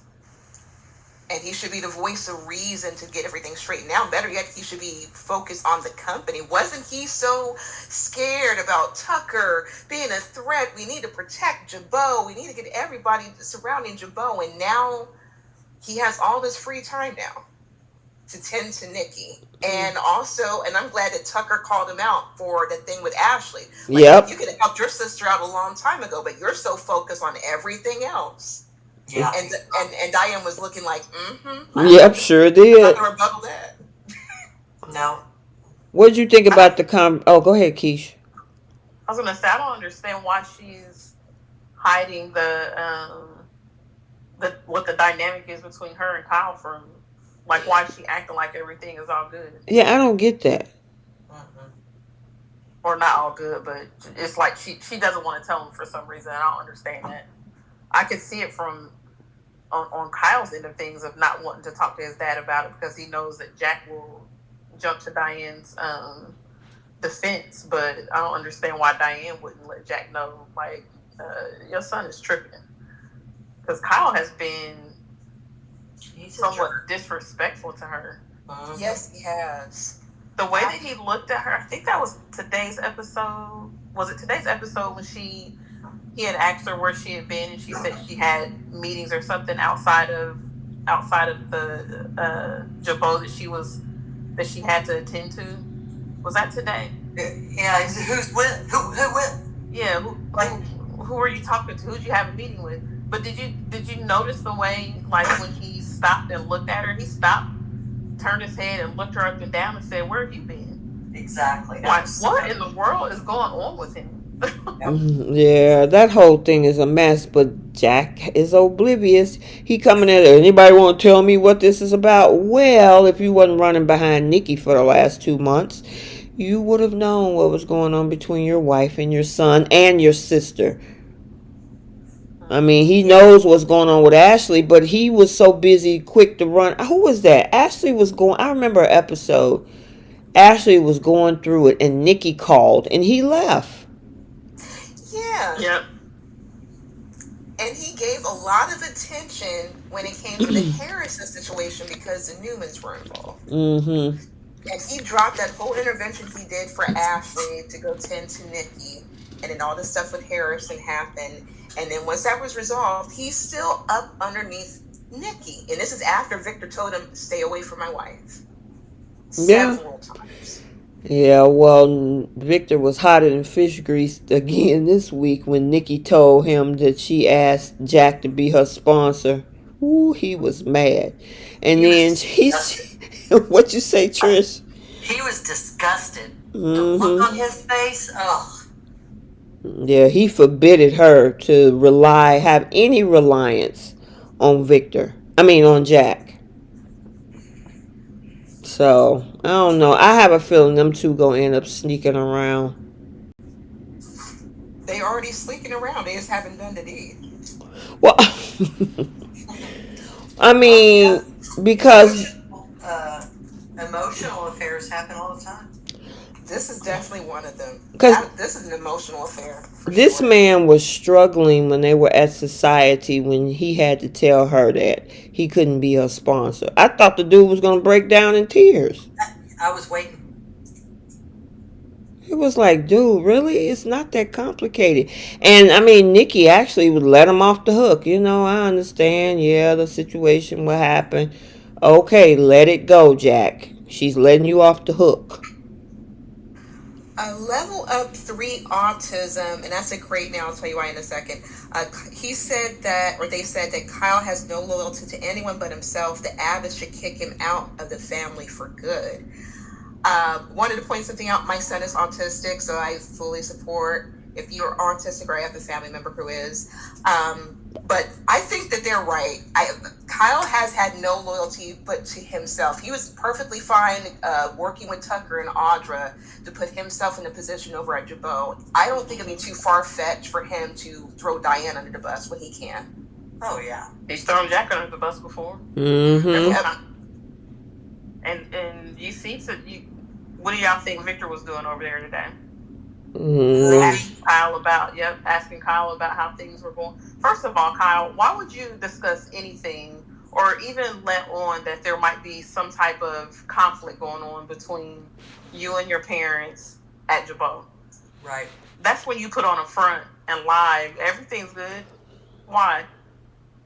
He sat there and clearly let on that there was some shaky stuff going on.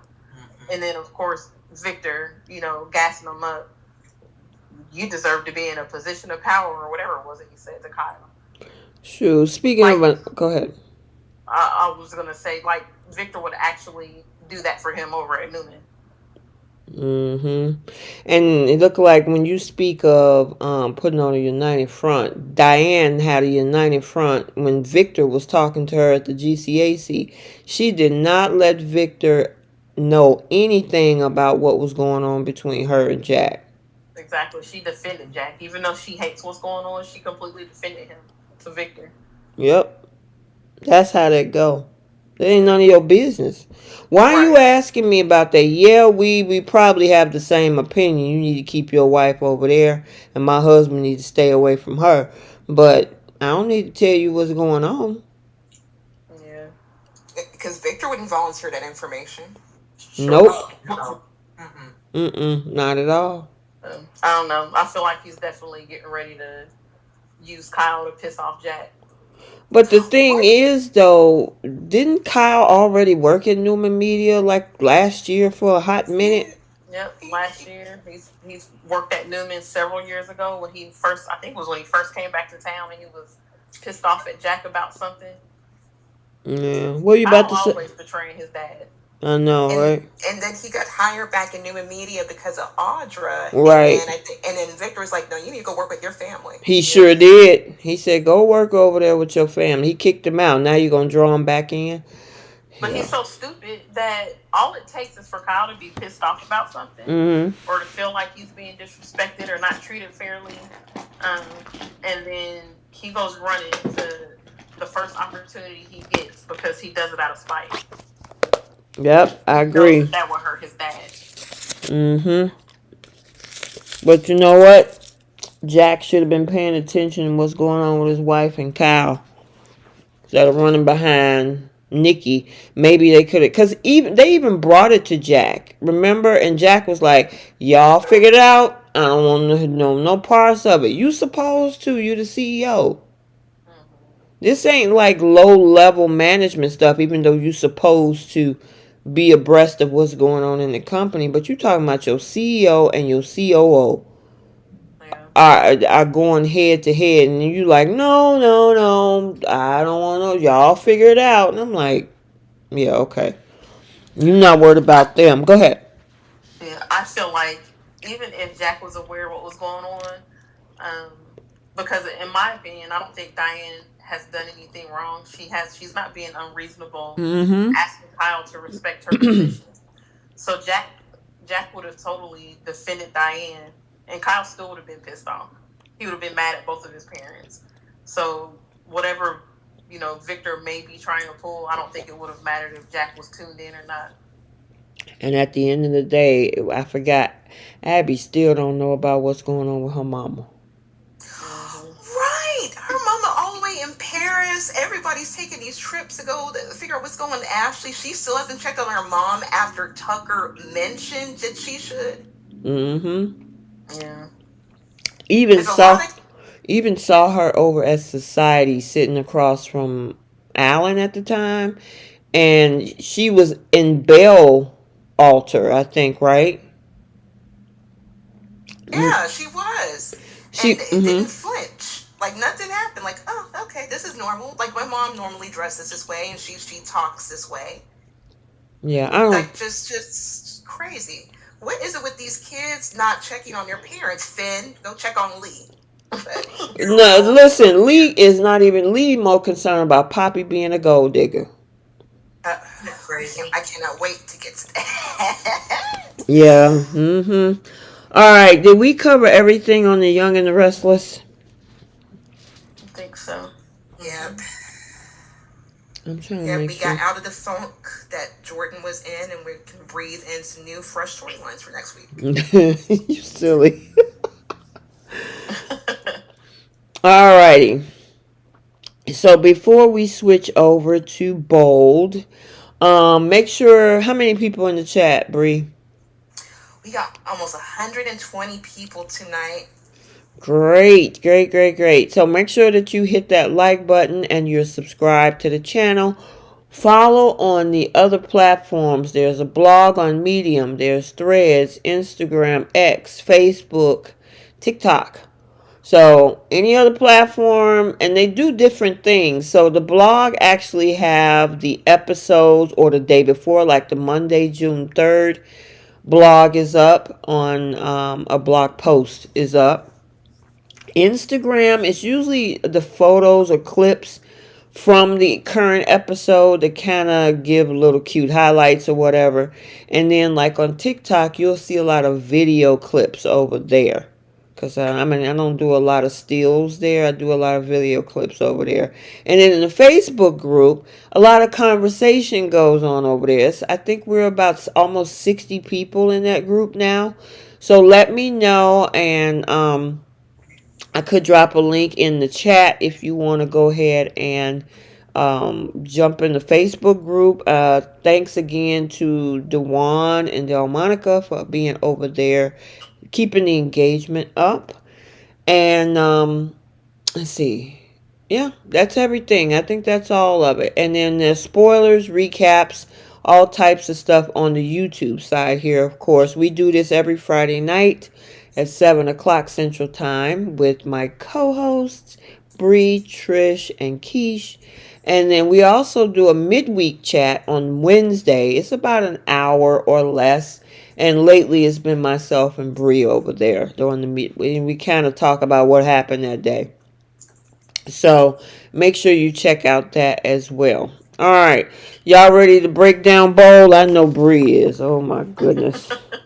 There's so much. There's so much with this week. I can't wait till we get to this. Yeah, tell me about it. And we have different storylines. We didn't have like one run-on storyline like we had last week with Sheila Carter. That was the one refreshing thing with this week is that they did that because it's rare that they do that anymore. On Bold. They gave us a break from Sheila and her toes, and they gave us nothing but randomness this whole week, but I'm here to talk about it. Yeah, I'm here to talk. And I'm glad that they brought back a couple of folks that we haven't, 3 people that we really don't see much of. So four actually, that we really don't see much of. Okay, so let me do a summary, and then we'll break it down. All right, for the Bold and the Beautiful, May 27th through the 31st, Steffi is outraged to discover a photo of Finn at Deacon and Sheila's wedding posted online. Poppy confesses Luna might be Bill's kid, and Steffi lay down the law with Finn as Hope daydreams about his massage. Bill and Poppy agree to find out if he's Luna's father, and Steffi threatens Hope's line. Thursday. Hope declare war on Steffi, and Poppy tell Luna that Bill could be her father. And Katie is disturbed that Bill might be Luna's dad. Brooke make an accusation, and Luna and Bill prepare to take the DNA test. Alright, we might as well start since it was at the beginning of the week. This whole thing with this photo of Fan and his happy little picture that's in the upper left corner of your screen. He didn't even look happy to be there. That look on his face, like he in trouble. He's like, the wrath of Steffi. Oh my god. Yeah. Let me ask you a question. Do you think that Deacon just did it just because he was excited? Or do you think maybe before posting a picture like that online, maybe he had a thought twice about it? Girl, they don't care. They didn't care about Finn. Never. Getting in trouble. They got what they wanted. Yeah. They didn't think twice about whether or not that was going to, be harmful for Finn. Yeah, because Deacon had no problem saying like, hey, your mom really wants you to be there. Hey, why don't you come do this? He knows Steffi does not want her husband around Sheila, but he kept pressing the issue.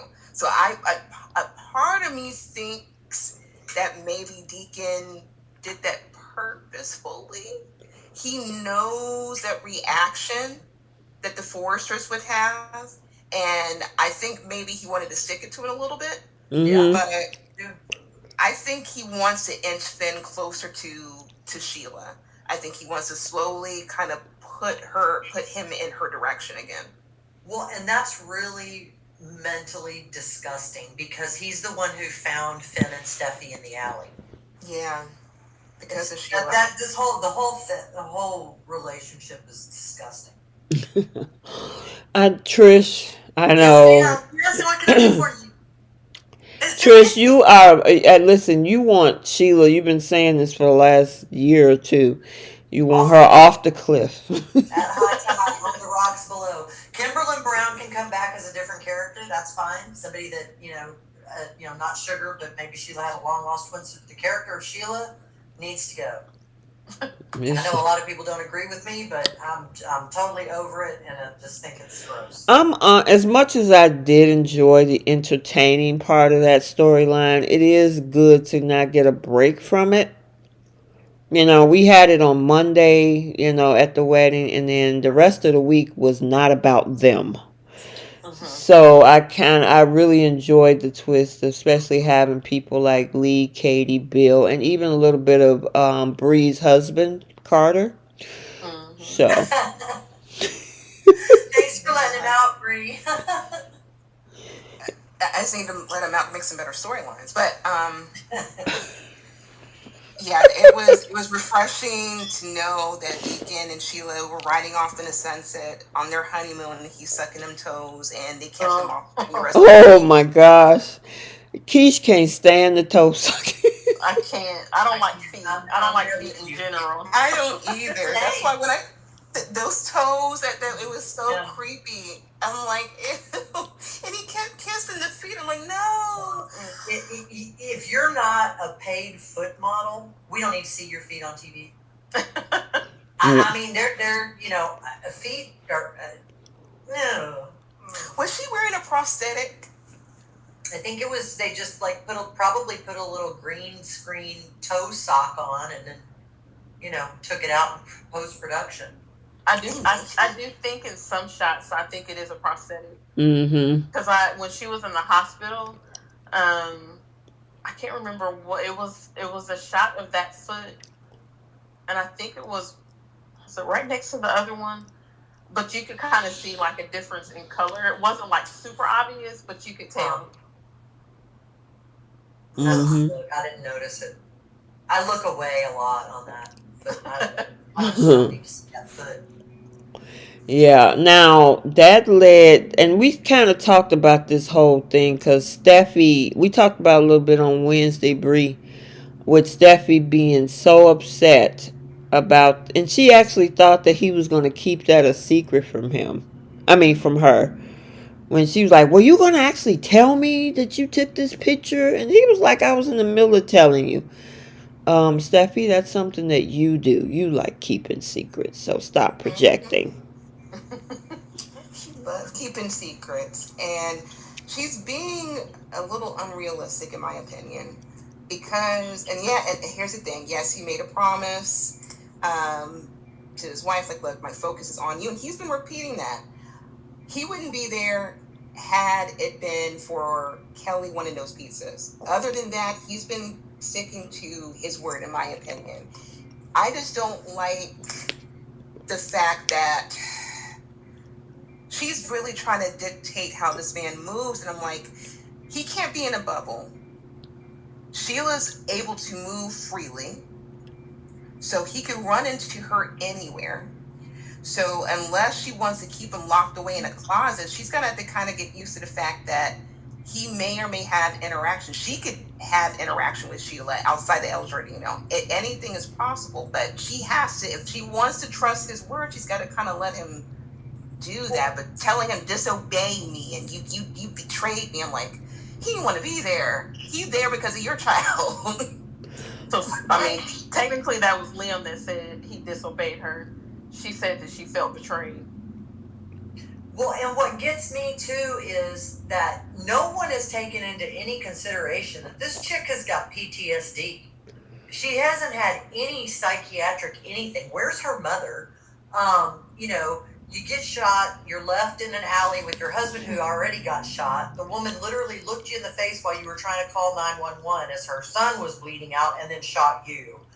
This woman has PTSD and has not gotten 1 ounce of help. So of course she's going to be demanding that he stay away. Of course she's going to be bossy and unrealistic about that. She has a reason to be. Well, I will. I agree with Bree. Oh, sorry. Oh no, I was just ranting. I'm sorry. You go. I was going to say I agree with some of what Bree said. Is that yes, there's going to be times where he runs into her. Where I don't agree with his actions was that he leaned into it when he got there. Yep. He participated in every part of that wedding, and he didn't need to. So if he would have gone there, seen them, had a couple of words, and then left, and went back and told Steffi what happened. Okay, you saw them, you saw what was going on, you had a couple of words, but you left, and he didn't do that. He walked into the restaurant. He stood up there by Deacon while they performed the ceremony. Deacon asked him to take the rings from him and give them to the minister. He did that. Yeah. The minister asked him to sign the marriage certificate.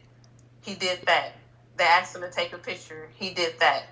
He lingered around after the ceremony. Mm-hmm. So as much as it was not intentional for him to go to the ceremony, he made the choice to participate instead of leaving. So, but that's my thing, though. He wouldn't be there if it wasn't for Steffi. He wouldn't be there if it wasn't for him. That huh? He wouldn't be there if it wasn't for him. My he statement. Easily said, "I don't want to go. I don't want to go pick up the pizzas. We can order from somewhere else." And Steffi could have made that decision too, but that doesn't excuse him from still participating in everything. It doesn't matter that he went to that restaurant not knowing that they changed their mind.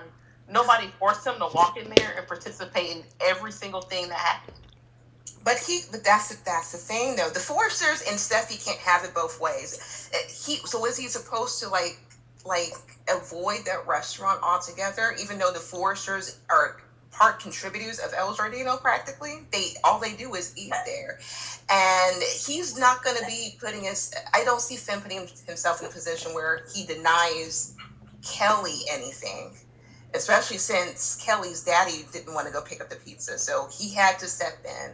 And Steffi puts him in these precarious scenarios. He puts himself in those scenarios. He puts himself in those scenarios because he caves to everybody.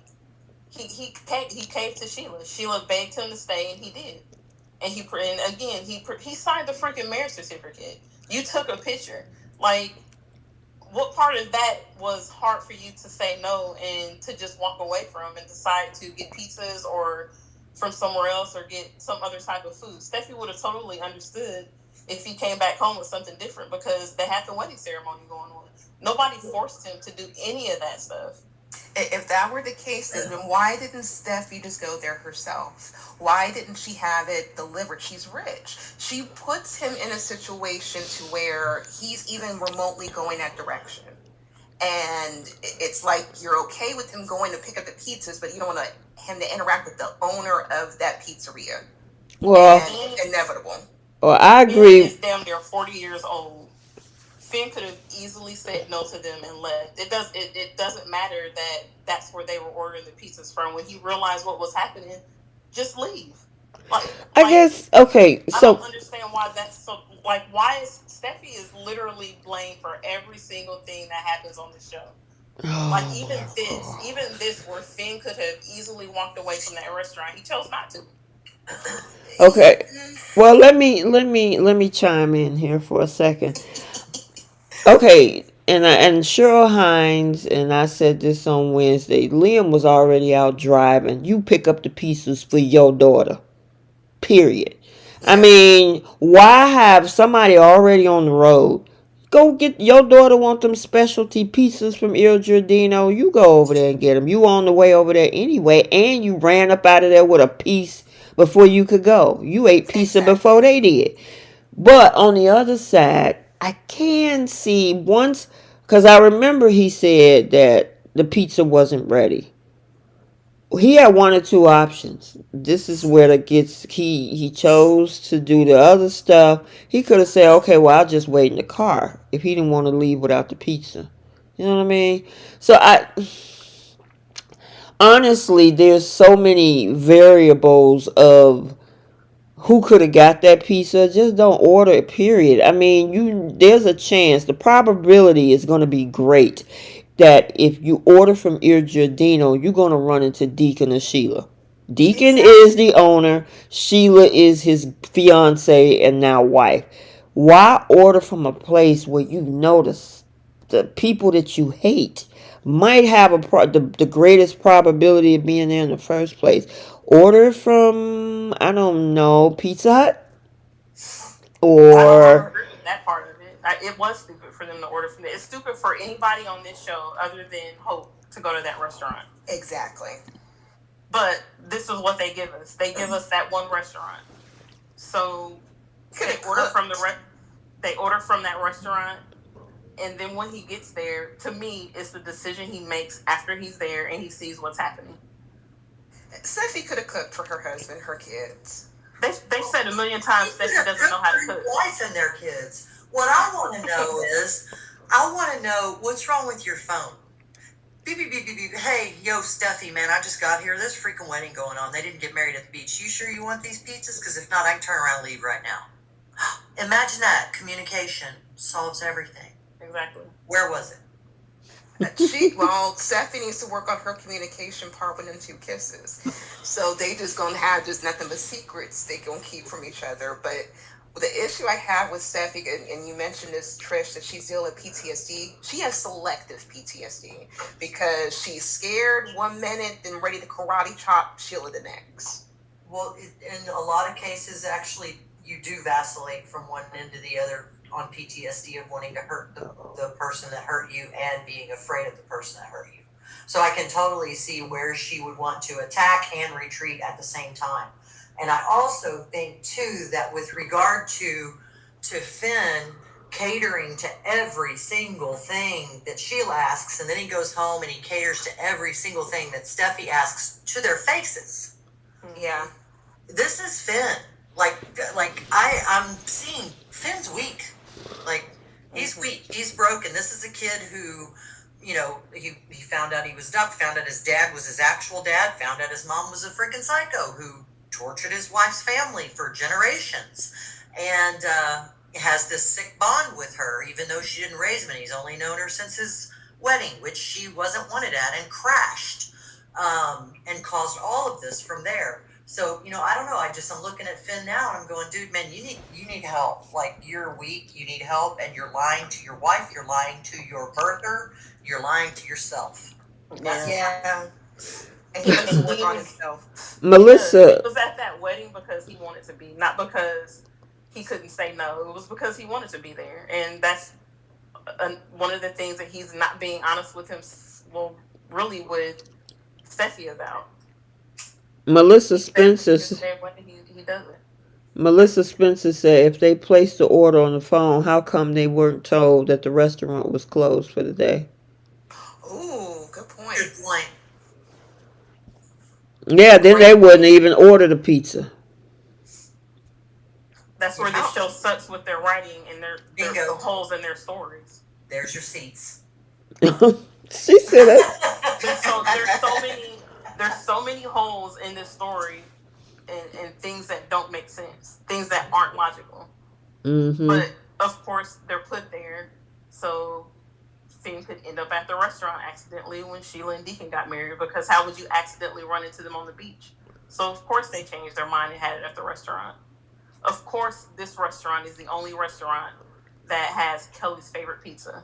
Like, of course. That gummit, y'all. It was all in the script. I know, right?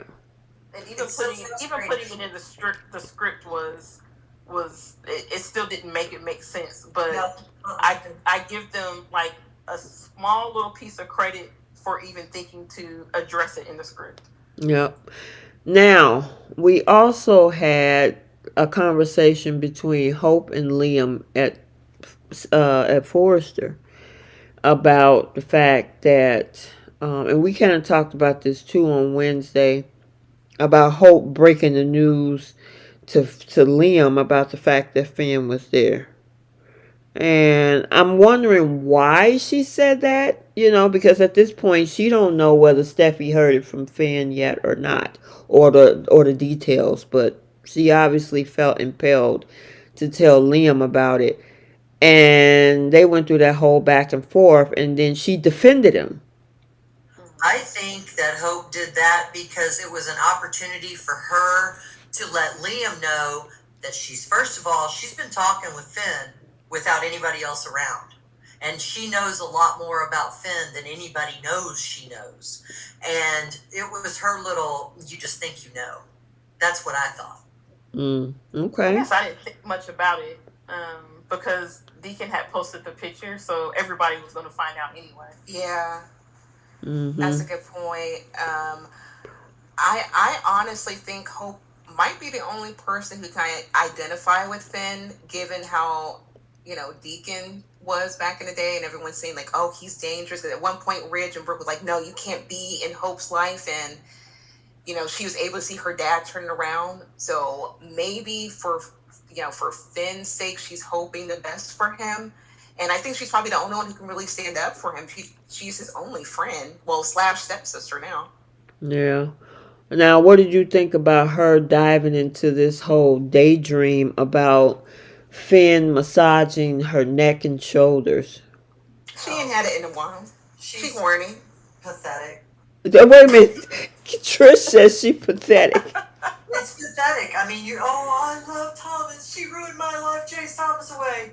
Okay, now I want her husband. I mean, it's totally Logan. No, she's just horny. That was just any man that touched her was going to do it for her, because it really wasn't as much of a fantasy. She was like, oh, somebody's touched me. It's been a minute. Other than that, when she was fantasizing about Thomas, it was a whole thing, wind machine music video, everything. And she was happy to make a move and cheat on her husband to go after him. Did you say wind machine? There was a whole wind machine. It was. Her hair was before Hope. This is before Hope. Before Hope. I mean, before Annika cut her hair, and her hair was flying. Now, I gotta say this, because the last few weeks we were saying that Hope was feeling some kind of way about Finn, and I was like, oh no, I think they just, maybe. Nope, I called it.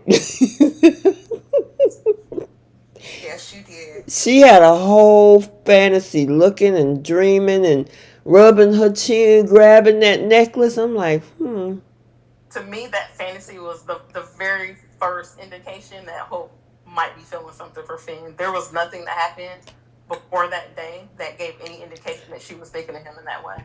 Not even in that moment when he was massaging her head, because to me it just looked like she was relieved from whatever stress or pain or whatever she had. She wasn't giving the same thing, in my opinion, that she gave when Thomas was massaging her. Well, it's a different type of massage. Well, that massage that she got obviously left a memory in her, because she reflected right back to it. And she also reflected right back to missing Thomas. She just missed male interaction after a couple of months. She'd been spoiled all of 2023. Mm-hmm. I mean, he's never been without a man. Who, Hope?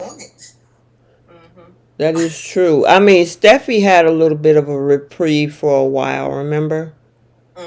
But a couple of years. Right, but yeah, Hope, she haven't had any type of break. Wow. She's ever had. Her or Liam. I guess maybe Liam had a small break when Steffi was married to Wyatt. But I think this is probably the longest break he's had ever. And it's been 2 months, right? Because Matt left in what, March? He left in March. It was like March 28th or something. Okay, and today is the 31st. So yeah, it's been 2 months.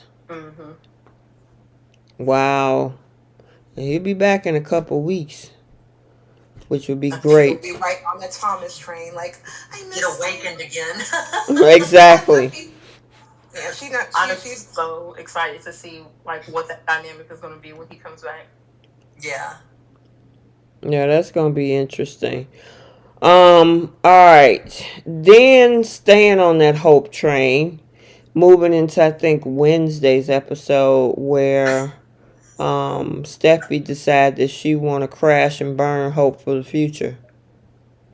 Or was that Thursday? One of the two. I lost track. I lost time this week. When it's a holiday, I get thrown off. I think it was Wednesday, because Tuesday, I think, still went into Steffi and Finn in their discussion. Okay, so then it was Wednesday. Yeah, so, okay, here's my question. And, we got Trishues on. Yeah. And I read your comment earlier in the group chat. And me, honestly, I think it's a combination of both. I think that, yes, she can be a little petty when it comes to Hope. But I also think that the line is just not doing well. I mean, y'all all saw Carter's face. Yeah. Just pretend that this is an attack on little Hope, poor little ingenue Hope is getting attacked. No, she's not. It's a byproduct of the fact that the line's not going well, and I'm sure Steffi is, not enjoying the fact that she's getting to try to pull the rug out from under her. And of course, we know Ridge and Brooke are going to come in and save the day. But what gets me is this whole Hope, this is war, and Hope saying stuff like, I won't allow. It's like, girl, you don't own anything. Yeah. Right? She's moving like Lily. Right? You own absolutely nothing. So everybody can say what they want. And I do know this is more than likely going to play out in Hope's favor because this is the Logan show. But it's like, do y'all think we forget who owns 37.5% and who is absolutely the only reason that the Forresters even have this company? We don't forget. You talking about Steph? Yeah. Oh, Hope boy. doesn't own anything. Brooke doesn't own anything. Ridge hasn't given Brooke any shares. Eric hasn't given anyone any shares. There's 4 people that own that, and I still see people posting online, so-and-so owns this, so-and-so owns that. No, they don't. 4 people own that company. That's it. So, I'm wondering if they were teasing us with the fact that Ridge says that he don't want to do the corporate CEO stuff. He want to design. And they asked him before Brooke and Hope came in, are you thinking about stepping down? Now, I do know that Catherine Kelly Lang teased a whole storyline about her new storyline, about something business related for her. Is it possible, and this to me it would be just straight chaos, if they have Steffi and Brooke be co-CEOs?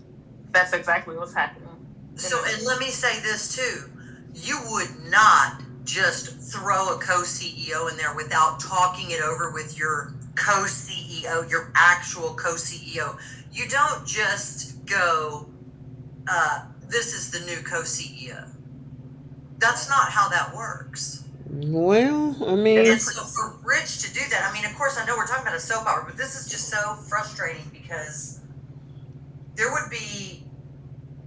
I would believe all the stuff that she did and everything, but they already paid her for all of that, and she's still getting paid. And I'm sorry, but it's just, it makes no sense. On top of the fact that there's other people that are involved in the family that should be considered before your girlfriend, because they're not even married yet. Wife. Yeah. You're exactly right, T. Girlfriend, because they're not even married. Bingo. I go ahead, Keish. The preview that they showed at the end of the episode today, it shows Ridge asking Brooke if she wanted to help him run the company with Steffi. Wait, help him run the company with Steffi. So would they make 3 co-CEOs? No, I think what he meant by that was she could have his CEO seat. He was going to be the head designer of the company and probably still, I guess, mentor her or help her with her CEO position. Basically, putting Brooke in that position, Steffi isn't going to be able to get anything done because Brooke is going to not allow it. Right. He will counter anything that Steffi wants to do, regardless of if it's a good idea or not. And one thing that I don't know, I feel like Steffi, even though I feel like some of this is, of course, a little bit personal because she has her issues with Hope. Yeah. But she's got data to back up why she's making. She, regardless of how she feels about Hope in the past, has done things to benefit Hope's business because she's a businesswoman first. Yep. Brooke will not do that. Nope. Brooke will do things solely out of spite and do things that will benefit Hope regardless of if it's a bad decision or not. She's not objective enough to be a co-CEO, in my opinion. No, she's not. And the thing is that when Carter agreed with Steffi saying, hey, this is the situation, Hope agreed. Okay, yeah, it's bad now. Then that should tell you something. you can't just hope for it to turn around because they were having I think they call it order rejections. Mm-hmm. I mean, when somebody reject orders from you, that's a whole problem. Yeah. And I'm like, what is RJ and Zende doing over there? Fighting. Well, I mean, the thing is, they've been lying because the last few weeks we've been hearing, oh, RJ and Zendaya is doing fine and everything is great. Yeah. So, I mean, let me ask you guys this.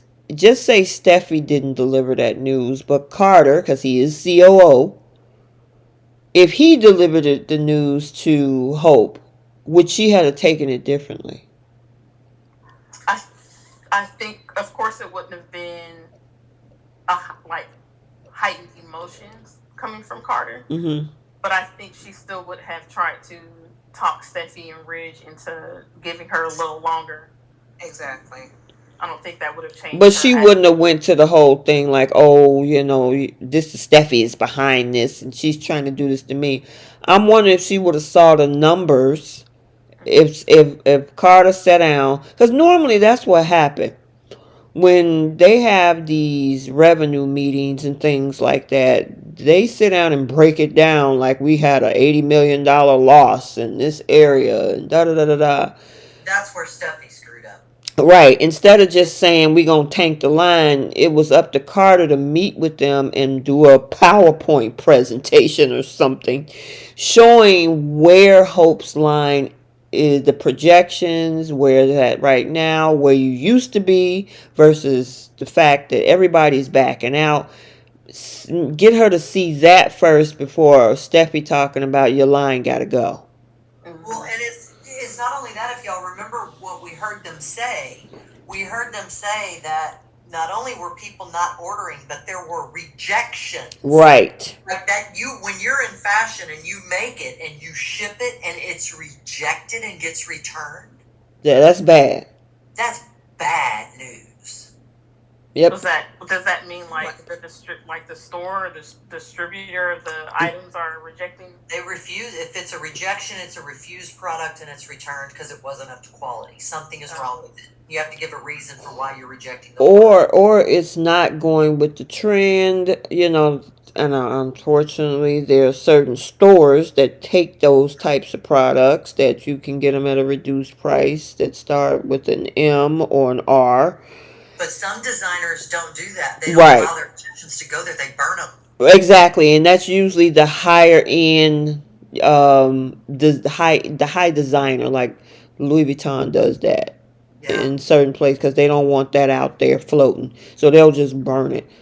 But yeah, they rejected it, so it's not one thing like, yeah, we put it in our stores and it didn't really sell this much, so we won't be putting in a new order. They're like, we don't want this, we're sending it back. I'm like, did she create a whole line of tablecloths and linens and curtains or something? And they said, no, this is 2024. We don't want Little House on the Prairie. What happened? I'm confused. We didn't get shown any of that part. No, we didn't.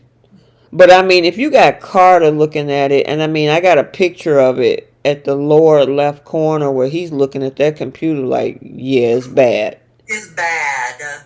That is not a happy COO. No. Nope. And Cheryl Hines. Oh, I'm sorry. No, go ahead, girl.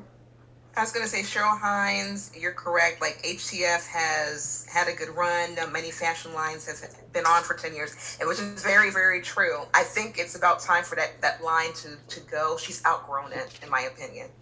You know what? You said that you talked about that this week, too, because you were talking about how earlier there was a different mission statement back then. Yeah. And even virginal. Yeah, and even now she was talking to the Logan sisters saying, that line stands for something, and I'm like, and Jawan's right. Hope was merely given that line from Katie. She didn't do anything. It wasn't even her idea. Was born to Brooke and was given. Oh, here you go. It was to be spiteful of Steffi. Exactly. And in full circle, here's Steffi killing that line. And I'm here for it. I feel like what's going to happen though, because it's they're not going to get rid of that line. I think what they're going to do is rebrand it.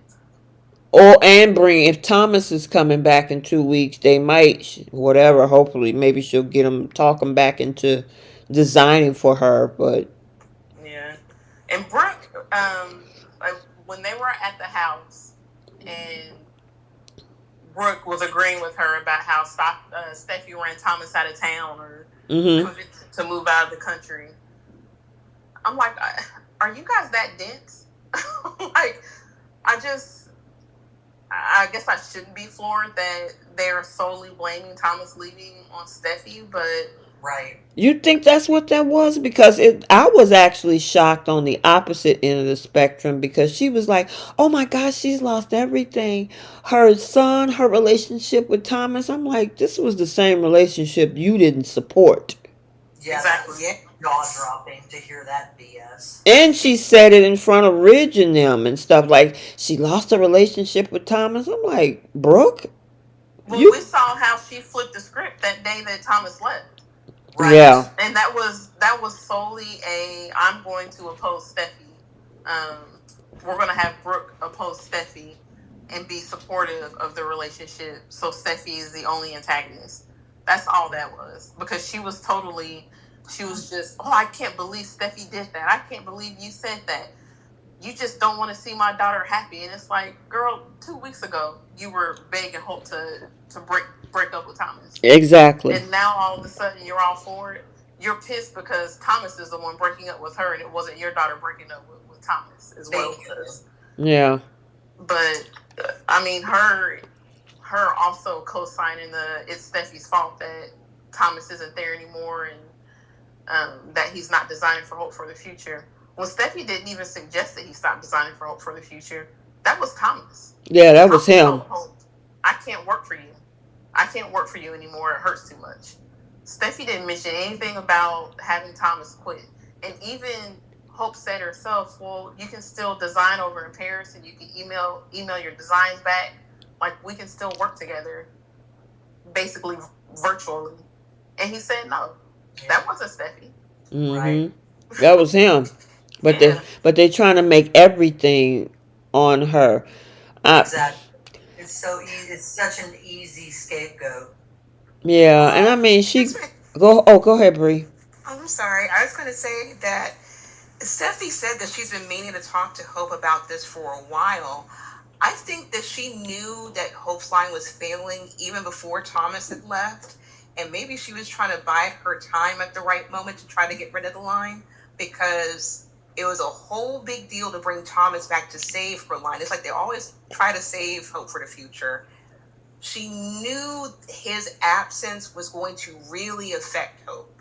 So maybe she was kind of biding her time to really finally, get rid of the line. Are you trying to say maybe she saw the writing on the wall and she just didn't say anything and just let it get really bad, and then now she got ammunition to get rid of it? Yeah, especially after today's episode, like, yeah, we should get rid of it today. The fact that she was able to hold it over Hope's head. I think she always knew that line wasn't doing well and she was just biding her time. Yeah. To really stick it to her. Well, I guess it could have been that, but the way that she said it was, she knew that Hope was. She said, "I know you were going through a lot, so I was trying to hold off on telling you." Yeah. Right. Yeah. I don't know about that one because she was right in her face telling her, All right. Let's talk about Miss Katie. She's back this week. She burst into Bill's house because they never lock doors on this show. And go ahead. That bursting through the doors, y'all. It's like you really shouldn't have to lock your door, but why don't you? I'm locking my door. I mean, both my storm door and my doors are locked. But it's like he lives on a security gate guarded property. Yeah. So does Victor. Right? Right. Frustrating. Yeah, but she walks in and catches Poppy and Bill just finished canoodling. Looked like Poppy had spent the night. And she's trying to figure out what the heck was going on. Now, the last thing I remember with Katie and Bill was when Bill tried to get back with Brooke. Brooke turned him down, and then 5 seconds later, he tried to get with Katie, and Katie turned him down. And now all of a sudden, she getting in her feelings because she see another woman in the picture, and her sisters, Brooke and Donna, are trying to say, "Oh, but you still love him? Don't you want to maybe think about it?" I'm like, It floors me. Doesn't yeah, it? Wasn't that Floors just me. absolutely baffling? Yeah, that her sisters would encourage her to get back with that man. yeah, I mean, she got paid $50 million to go away, dang. right? Yeah, she sure was. I'd go away. Oh my goodness. I mean, Me too. And to go to that place that Victor had for Jordan in the south of France, I sure would. I could look mm-hmm. I mean, Katie was like, "Well, he really put an impression on me, and he gave me a love that I've never had before." What is she? I'm like, where's this That was coming called from? a wallet, Katie. And where's Carter? Did they break up? I guess so. I don't get it. That makes me worried because I'm like, Carter, what are you doing in them sheets for her to want to revert back to the regurgitated state that Bill is in right now? Like, who wants to go back to that? Especially after he's been in and out of her sister. Like, Been in and out. Listen, he was in and out of Sheila Carter too. Ah! Oh, no. I'm like, what? Like, why do you want to go back to them? Like, is Carter not doing his job? Is he slipping? Please let me know, because that would disappoint me if Thomas is the only one who's doing this thing on the show. But I don't there know. was It no mention just of Carter. it just sucks for Carter because he can't keep nobody. It's his choice of women too. Well, and I mean, for crying out loud, Lawrence St. Victor is a writer and producer on the show too. Can he not write himself back in? I know, right? Yeah, I wonder if that. I've always wondered, is that his decision to be It's a the career track, I think. I think at CBS Studios, some of the actors really do want to get into production, and that's a lot of Yeah, because Heather Tom is also producing as well. Yep. And directing. he directs? Yep. They just need to stop giving Carter a love interest, because or his love interest can be somebody off screen that we never have to see. I just want to know that Carter is happy. I want to put this out there because we know the producers of the show listen to the podcast. When Carter first came onto the show, he was from Texas. He came from like a family. I think Marcus was adopted by his family. And didn't you say like he had like a great love interest, but he never really wanted to talk about who that love interest was? I'm in Houston. I can do that. Or they want to do a location shoot in Houston. They can send it here. I can hit a mark. They could write a character like his long lost love that comes back and decides to move to LA, and like I would love for Carter to actually get married and have a family with all the weddings that he officiated. And they adopted. Oh. Yes. Yeah, Yes. She's an older something. woman, and they're gonna adopt. Yeah, I don't know. They tried. Quinn was older than him, so. And she said she wanted to be a mom, and he gets with these women, and he knows the end game with them. Like, I don't expect Katie would want to have kids anymore. Maybe physically she can't. And he knew Paris was too young for him. He knew Quinn had all these issues and wasn't going to give him the family that he wanted. Like, I don't understand why he chooses these women with a lot of, not much to really go off of. Mm-hmm. Yeah. And DeJuan, I agree that could have been something. Carter and Taylor, that really could have been something. But it would have been another dead end. Yeah. I don't know. I feel like if he's not if if he's not invested in wanting to be like a part of the show, like on screen, then I feel like they just need to hire another actor who does want to be on screen and is not behind the scenes. Yeah, he's trying to Well, play he two was. parts. Well, the guy Lawrence, I think, was filming a movie or something, or filming another show. Mhm. So I know that he said that he was doing that, and then doing writing, and then he'll write himself scenes in between. So maybe, hopefully, after he finishes filming, we might see him more. Yeah, I don't know, but yeah, back to Katie. I mean, I guess off screen they must have broke up. Katie is now rethinking Bill, and she was like, the one thing that Poppy don't have is the fact that I have a son with him. Okay, so now you're using the kid. Right, like Well, yeah, and I mean that man had already spread his seed to a couple of other women before he even knew who you were. So why are you surprised? Speaking about that, Poppy also had the nerve to say in front of Katie that I had him first. I'm like, I think Quinn and Kelly, which was Liam's mother, had him before you did. Mm. So I don't. You didn't Yeah, Listen, he had him before Kate. She didn't de-virginize Bill. Okay. No. no, and plus, it was just her turn. He's a whole billionaire. There's plenty of women who've had plenty of firsts with him. Right. And she knew that. That's why she was like, oh, I'm sorry, Keith. I was going to say, like, that's why she knew, like, all these women probably come up to you ready to claim their child. And because she knew she was one of them. Yeah, it was interesting after he showed her the Stella Maris yacht. You got a yacht? Yeah, she Really? right. Oh yeah. By the way, there's a possibility that you might be Luna's father. And it's a possibility, not a guarantee. So there's other possibilities that she's still failing to mention. hmm She is a free spirit. Very much so.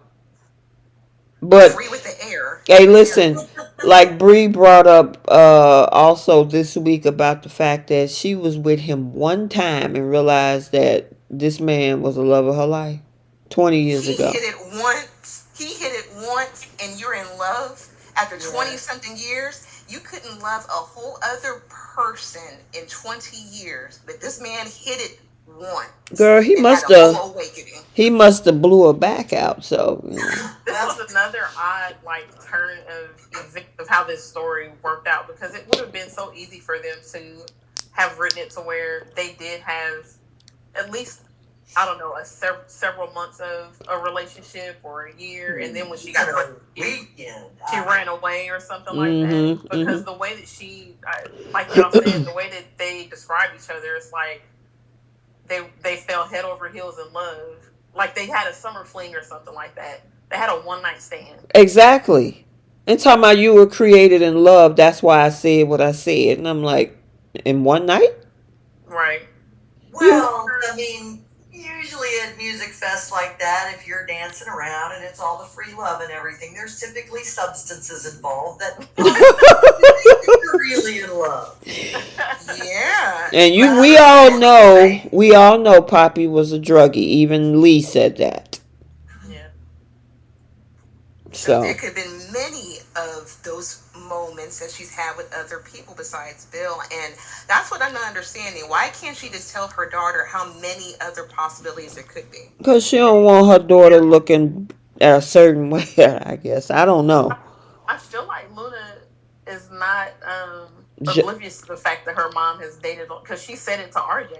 Like she's always had men or a boyfriend or however she worded it, but none of them were ever really that serious, because she always just wanted it to be me and her or something like that. Right, So right. I feel like she really hid from Luna the fact that she dated around or anything like that. I don't know, but it's still, to me, her coming back around and saying that Bill might possibly be her father. I think she's still being shady about it, and I feel Yeah, like too. this is her way of. I don't know if she's gonna try to switch the test up somehow. I don't know if she's gonna try some magic or something. Well, they're Because she supposed to knows, do a home test, Keish, because they want to keep it quiet. yeah, and I feel like maybe she thinks this is her way of giving Luna what she wants because Luna keeps asking about who her dad is, and she sees that Bill enjoys Luna, like Bill likes Luna. Mm-hmm. So I can't. I don't I feel like she knows that Bill isn't it, but she's about to finagle something. And I hope Lee calls her out on it. I know Well, you people will get your online. wish, girl, on Tuesday, on Monday or Tuesday, because Lee is supposed to come in and interrupt the paternity testing. I'm Oh, annoyed I by can't that. wait. Y'all still Why? ain't had because y'all still ain't had Lee and Finn have not had a scene yet since they Girl, moved in together. listen, we haven't even talked about that part yet because that comes up. I was going to bring that up. You are absolutely correct because when she came in there at Forrester, you didn't go looking for your son at the hospital, at the Cliff House. You go to Forrester to talk to Luna about her gold digging mama. Right. More things that don't make sense. I, Yep. when was the last time that Finn has interacted with anybody in his family? Yeah, it's been a Not while. since Poppy. Not since Poppy was like, you need to convince Luna, that she didn't have to worry about who her father is, or something to that effect. Where she went over to the Cliff House to try to talk to Finn. That was the last interaction he had with Poppy. I forget when he talked to Luna last, and then we know we haven't seen his mother in a long while. So I want to say the that last time that he and Luna were in a scene together was it when they had dinner at the house at the Cliff House. Remember when RJ came over? Oh, yeah. yeah, It's like that's it. That's been they a while, though. yeah they've completely isolated him from his family. It doesn't make any sense. He's just a Forester now. Well, Mm. not really, because they keep trashing him. So I guess I think if anything, he's just thin at this point. But I'm hoping that all of the stuff that Lee has been saying about her sister being a gold digger, I actually do hope that becomes true. Because I'm so sick of them making Lee just look like this the angry woman on this show. And actually, this makes me wonder if Bill is actually going to be Luna's father. I actually think he's not. Well, the I results are supposed to be on Wednesday or Thursday of next week. It's going to come out who her father is. uh, I don't think he's the father. I think there's going to be like a faulty test or something. Mm-hmm. And the reason I feel they even looped Lee into the story because I think somewhere in the back of the storyline, Finn or maybe Jack is going to be the real father. Otherwise, why loop her into any of this? Yeah, I don't know. I mean, how would they? Okay, since they say, let me see, what day is that supposed to be? Hold on. That is supposed to be on.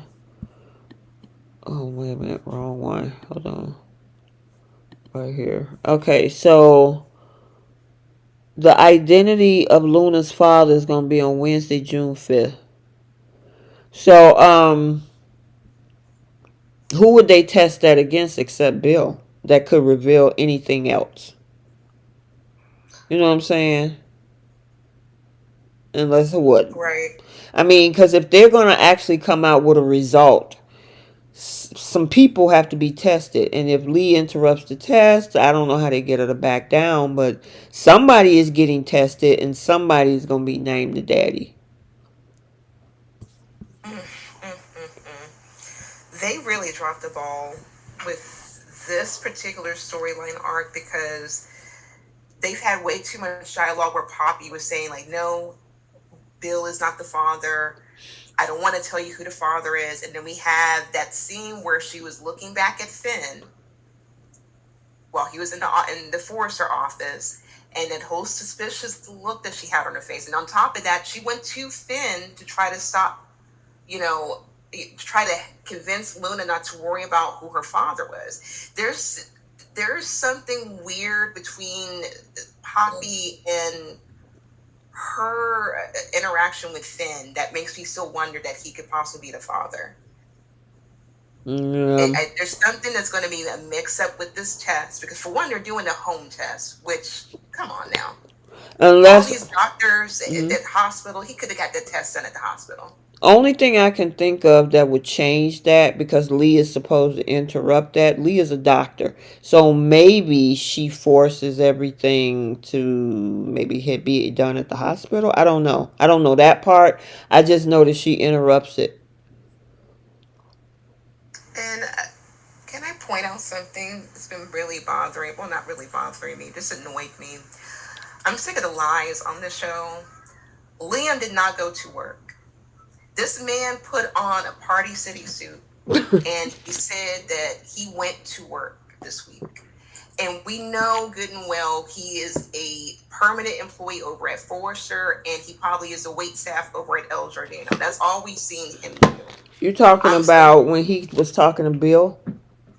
saying he was working nonstop, and they really put a suit on this man Did you say after a Party year. City? He's a whole character of a man going to work. We know this man does not go to work. I'm so sick of the line saying that he's going to work. When have we seen that? In Girl. years. Oh yeah, cause he been at Steffi's house with the pizza and sock puppets, and then he was over there at Hope talking to her over at Forrester this week, and then by the what yesterday or today he was talking about how he was working. Lies. I'm so sick of these lies. This man is not working. He's still living with his daddy. Yeah, that's interesting because I think Poppy has been hanging out over there. Y'all been crossing paths. I mean, the house is pretty big, so I guess they won't run into each other. But anyway, um, yeah, this is gonna be interesting, especially coming up next week with Lee interfering. Luna is happy, Bill is happy, all over a possibility, and they keep emphasizing possibility. We even Yeah. got Katie calling her a gold digger, and she was shocked today to find out that Bill could be Luna's dad. I don't think she's too happy about that, but she did call her a gold digger. You I know, think. RJ really stepped out on that night. I mean, who was he to say that? Well, what Mm-mm. else can he do? He won't have a line to work on, and so he's just hanging out there at Force Creations. He's like, I guess I'll just gossip at this point. Yeah, here, let me just tell you what might happen with Luna's life that's none of your business. Yeah. Well, that's the Well, he does thing. that all the time. Yeah, that's what I was gonna say, Key. Right? He just tells all her business. What they've been doing. She lost her V card. I was like, dude, be quiet. I feel like they're pushing the Bill might be her father narrative too hard. So I don't think that even if the It's test father. yeah, even if the test next week says that he is, I think there's going to be some type of false positive, or somebody's going to screw with the results, because I don't think it's going to be him, because it's too much of Bill himself thinking that there's a possibility that he's it, and he's too excited about it, and Luna's too excited about it. I still think the father is Jack, and he's going to try to use this to cover that up. Well, they need to hurry up and cast Jack or bring back Ted King or something, because he's a missing unit, especially when it came to Finn. He needs his dad. We even know what interaction he's even had with his dad Right. since all that stuff came out about his paternity. They can't Mm. even have him interact with his mama, who's casted on the show. Right? Just the birther. Mm-hmm. And we don't even know, like, is she officially divorced? If it's like it's way too many loopholes. But I will say this storyline is helping my girl Lee out. She might get a friend in Katie and possibly Brooke too.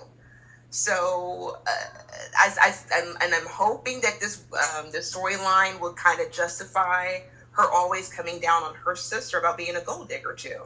Well, I do know that there is going to be some interaction between Katie and Poppy not Poppy, Lee next week too. So, Uh, and then we already know Brooke knows what happened with RJ and the mitts.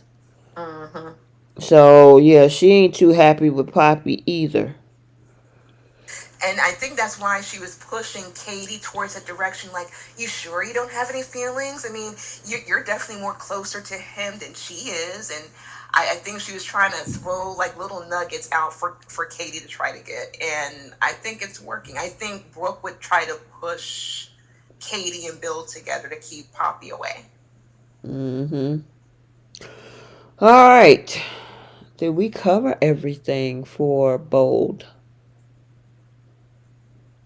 Yeah, Carter looks really good right there. That's most sweet. He looked now he looked more confused than anything, but he ain't bad looking from the side view. Nope, at all. Okay. All right, so let's get into our other segments. Flip the script, who's taking seats, star of the week, and the pickle of the week. So for the young and the restless, what script would you flip?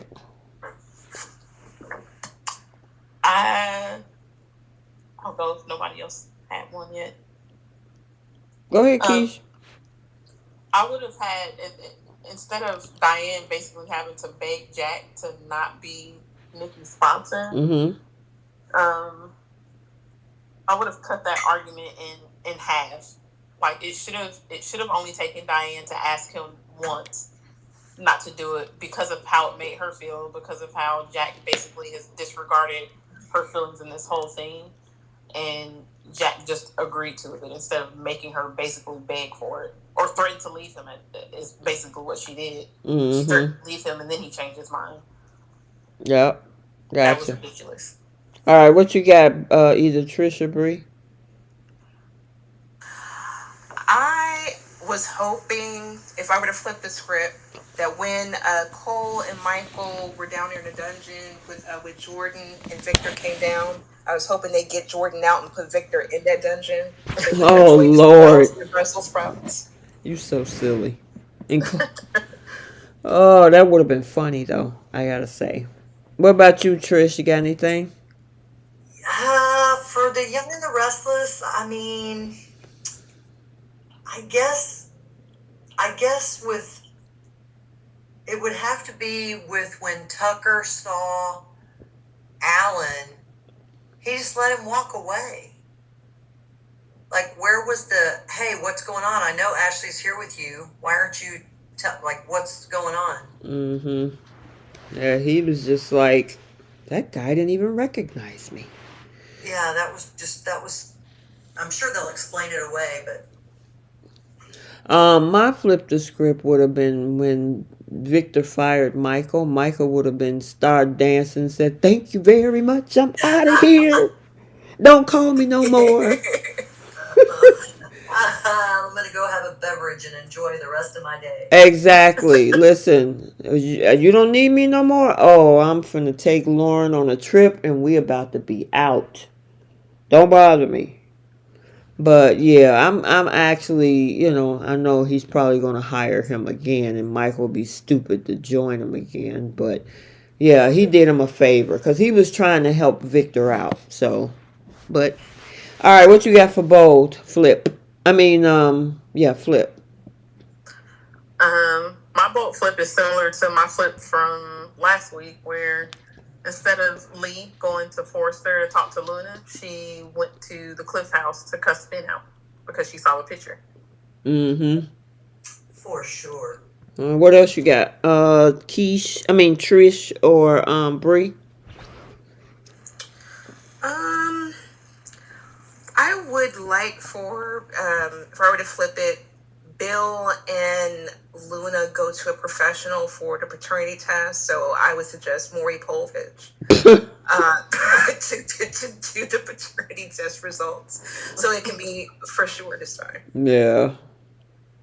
And then what about you, Trish? Honestly, I think if I was Luna when Lee showed up bashing my mom again, I would have told her to just get out. I wish Luna would have just absolutely cut Lee off at the knees and just said, look, just stop already. This is ridiculous. Just stop. This is my mother. It doesn't matter what you think. This is my mother. You don't get to do this. Get out. Mm-hmm. I want her to dress Lee down. That is so wrong to do that to Luna. Yeah, I mean, she could say that to anybody else or whatever, even say it to Poppy, but why are you running to her daughter to tell her that? Leave that young woman alone. My flip would have been having Liam pick up them doggone pizzas. Or not order them at Or all. not order them at all. I mean, it's like y'all keep ordering from a place where the probability is higher that you're gonna run into one of the two of them. He needed So to order fajitas. Or she could have cooked. Steffi cannot cook, girl. We done told you this a million times. Cooked. Look, Steffi even said it. She can't cook. she could have made some noodles. She could have made some a minute rice, something anything other than going to run into Sheila. Ben could have literally gotten a box of cereal out of the cabinet and poured some milk. Exactly. I mean, yeah, because you're right, Steph can't cook. I was going to see at least y'all on a cliff on the beach barbecue or something. Put some hot dogs on it. Yeah, burgers or something on the grill. It's not hard. Yeah, Even but Thomas said Steffi can't cook. oh man. And then I think of another flip I would have had is I would like to see Hope's reaction to if they had to handle that meeting differently by actually having Carter kind of break down those numbers and then talk about rejected orders and things like that. I'm curious to see if her reaction would have been differently. But because it's coming from Steffi, she think, and then just the way Steffi is like, the line ends today. Yeah, Hope is on guard. So, all right, who's taking seats on Young? Jack and Nikki And Victor. And Kyle. Yeah. I agree with all four. Yeah. I don't even. And put Jack and Nikki in a seat together since they wanted to stand together so badly. I guess I'll put Alan's twin brother in a seat because he didn't speak to Tucker. So put him in Victor's cell. Put the Brussels sprouts. Oh my goodness! All right, who's taking seats on Bold? Katie. Yeah, Katie. Hope can take the seat for running to her mama to get her to fight her battles for her. I'm gonna put Steffi in the seat for not organizing that dinner for her kid correctly. You should have called the pizza restaurant to see if they were open, ma'am. Finn can also have a seat for making stupid decisions. And put Liam in a seat for lying and saying he went to work. Dang. Liam teleworks. You got anything, Trish? They got it. You got it. Okay. All right. Now, who is the star of the week on Young? I'm gonna give it to what's her name? The girl that played Diane.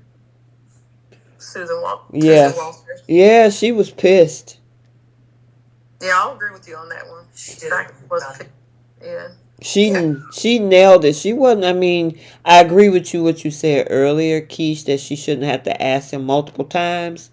But he kept trying to tell her to pretty much just go along to get along like you've been doing. She was like, nope, I ain't doing that no more. I'm out. So I'll give it to Susan Walters. What about y'all? I agree with yours. I agree too. Okay. Cool. All right. What about on Bold? That's gonna be tough. That's a really hard one because when you're watching all the writing and you're going, that's just stupid, but I'm really entertained. It's kind of actually, I have one. The Logan Audacity is still in full effect. It's definitely the star of this week. Oh my gosh, you're so funny. It's a fact though. And I did not realize Brighton James had a 20th anniversary. Well, actually, it'll be 20th tomorrow. I just saw that. Amazing. 20 years. Oh my gosh. Gosh, I remember when he first started on the show. Me too. Very first day. I know. Yeah. I just remember thinking, oh my God, that's Little Richie. I know. Yeah, from Family Matters. Yeah. All right, and then who's the pickle of the week for young Mm. Jack? That would be Yeah. Jack. Yeah. Jack got on my nerves. He was acting like he was just totally oblivious. She was like, I got to actually explain this to you again and again. Right. That was nuts. Yeah, Jack get that pickle this week. Yeah. You know, I think Kyle deserves like a little dill because he was looking at Summer like, "Are you for real taking up for my mom?" Like, and she was Mm-hmm. when she And told that's him, you know, 'cause it was definitely his ego. Oh Yep. yeah. Oh, didn't he say I'm starting to see what you were concerned about last year. Right, he sure did. And then she was like, Yeah. hold on. Mm-hmm. Yep. Like, no, Kyle, you're actually wrong in this situation. Mm-hmm. Wait a I was minute. going to say put Audra as a pickle as well, for thinking that she's going to run some man's company and she has no power over. That's a Yeah. good one. She's the bread and butter pickle. Yep. Those are the worst. Uh-huh. I hate bread and butter pickle. Ooh. All right. What about on bold? Hope for that daydream. Oh. Okay. I mean, again, I know it's going to go their way, but Hope and Brooke thinking that they have the power to do anything. They will because Ridge will give it to them, I'm sure, but they don't without that. I mean, they literally own nothing. It's just that's the whole audacity of it. Mm-hmm. For me, it's Poppy. Poppy's going to get the pickle of this week. The way she is flip-flopped since she's even been on the scene, and just the messiness that comes with her, she deserves a pickle all this week. Especially for her. She's going to take that pickle and she'll be real happy. Yes, Oh my God. since she's claiming first position in all B&B apparently. I am looking forward to whatever mess Poppy's getting ready to bring. Yeah, it's going to be fun. Mm-hmm. Yep. So, I'm trying to think. Who did it? I don't know. I just didn't like this whole thing with the Logan sisters trying to push Katie back into something that was weird to me. Don't you feel a certain way? How do you talk somebody into feeling some kind of way about their ex because you questioning Poppy? So yeah, I didn't. That was crazy to me. All right. Anything else, you guys? I don't think so. It was a fun week to watch. It was. We covered a lot. We had a good time too. And as much as annoyed as I am with the Logans and this whole business story, or with how we know it's going to go, I am actually enjoying it from just the entertainment factor because we haven't had a business storyline, a CEO takeover, or whatever you want to call it, and I don't know how long. So it's a refreshing break from the Sheila stuff and everything else that's been going on. In my opinion. Mm-hmm. Gotcha. I will say, I forgot about that. The daytime Emmys is next Friday night. Yeah.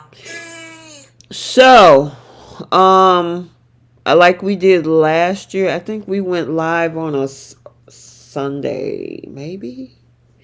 And then we kind of did a recap, and then we talked about the winners. Remember? Mm-hmm. Yeah. So, are you guys open to a Sunday? So everybody, because I definitely will want to see the Emmys, and I thought about like last year I wanted to like live stream, but we would be on live for like 4 hours, and the commercials and trying to talk in between, it would just be a scenic nightmare. So, are y'all open to next Sunday? Yeah, that's right. Absolutely. So like around 2ish, like we did that Sunday that my kids were in town. That works. Okay. All right, you guys. So yeah, the daytime Emmys is next week. I know everybody's gonna want to watch the red carpet and check out all the stuff on Instagram, and because everything will be posted everywhere. Seeing how everybody dressed and all that good stuff, and see who our winners are in all of the categories that they were nominated in. So you'll get your Friday night back, even if you don't watch the Emmys. We'll be back on Sunday afternoon at 2 o'clock Central Standard Time. And I want to thank all of you guys because my comment section on Bold, y'all are lighting up the comment section. I mean, everybody from Ivy Rose to Rednacks to, I'm trying to think of some of the other folks, Nana Rob and Jenna, all you guys, I really appreciate the fact that you are so engaging in my comment section. I'm still working on something with regards to the Young and the Restless because I need to get that side of the house viewership up during the week. But Bold, y'all are on top of it over there. So I appreciate it. Keep it going. I'm really happy about that.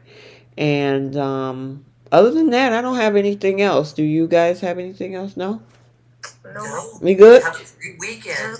Yep, have an amazing weekend, and until then, we'll see you soon. Bye, guys. Bye.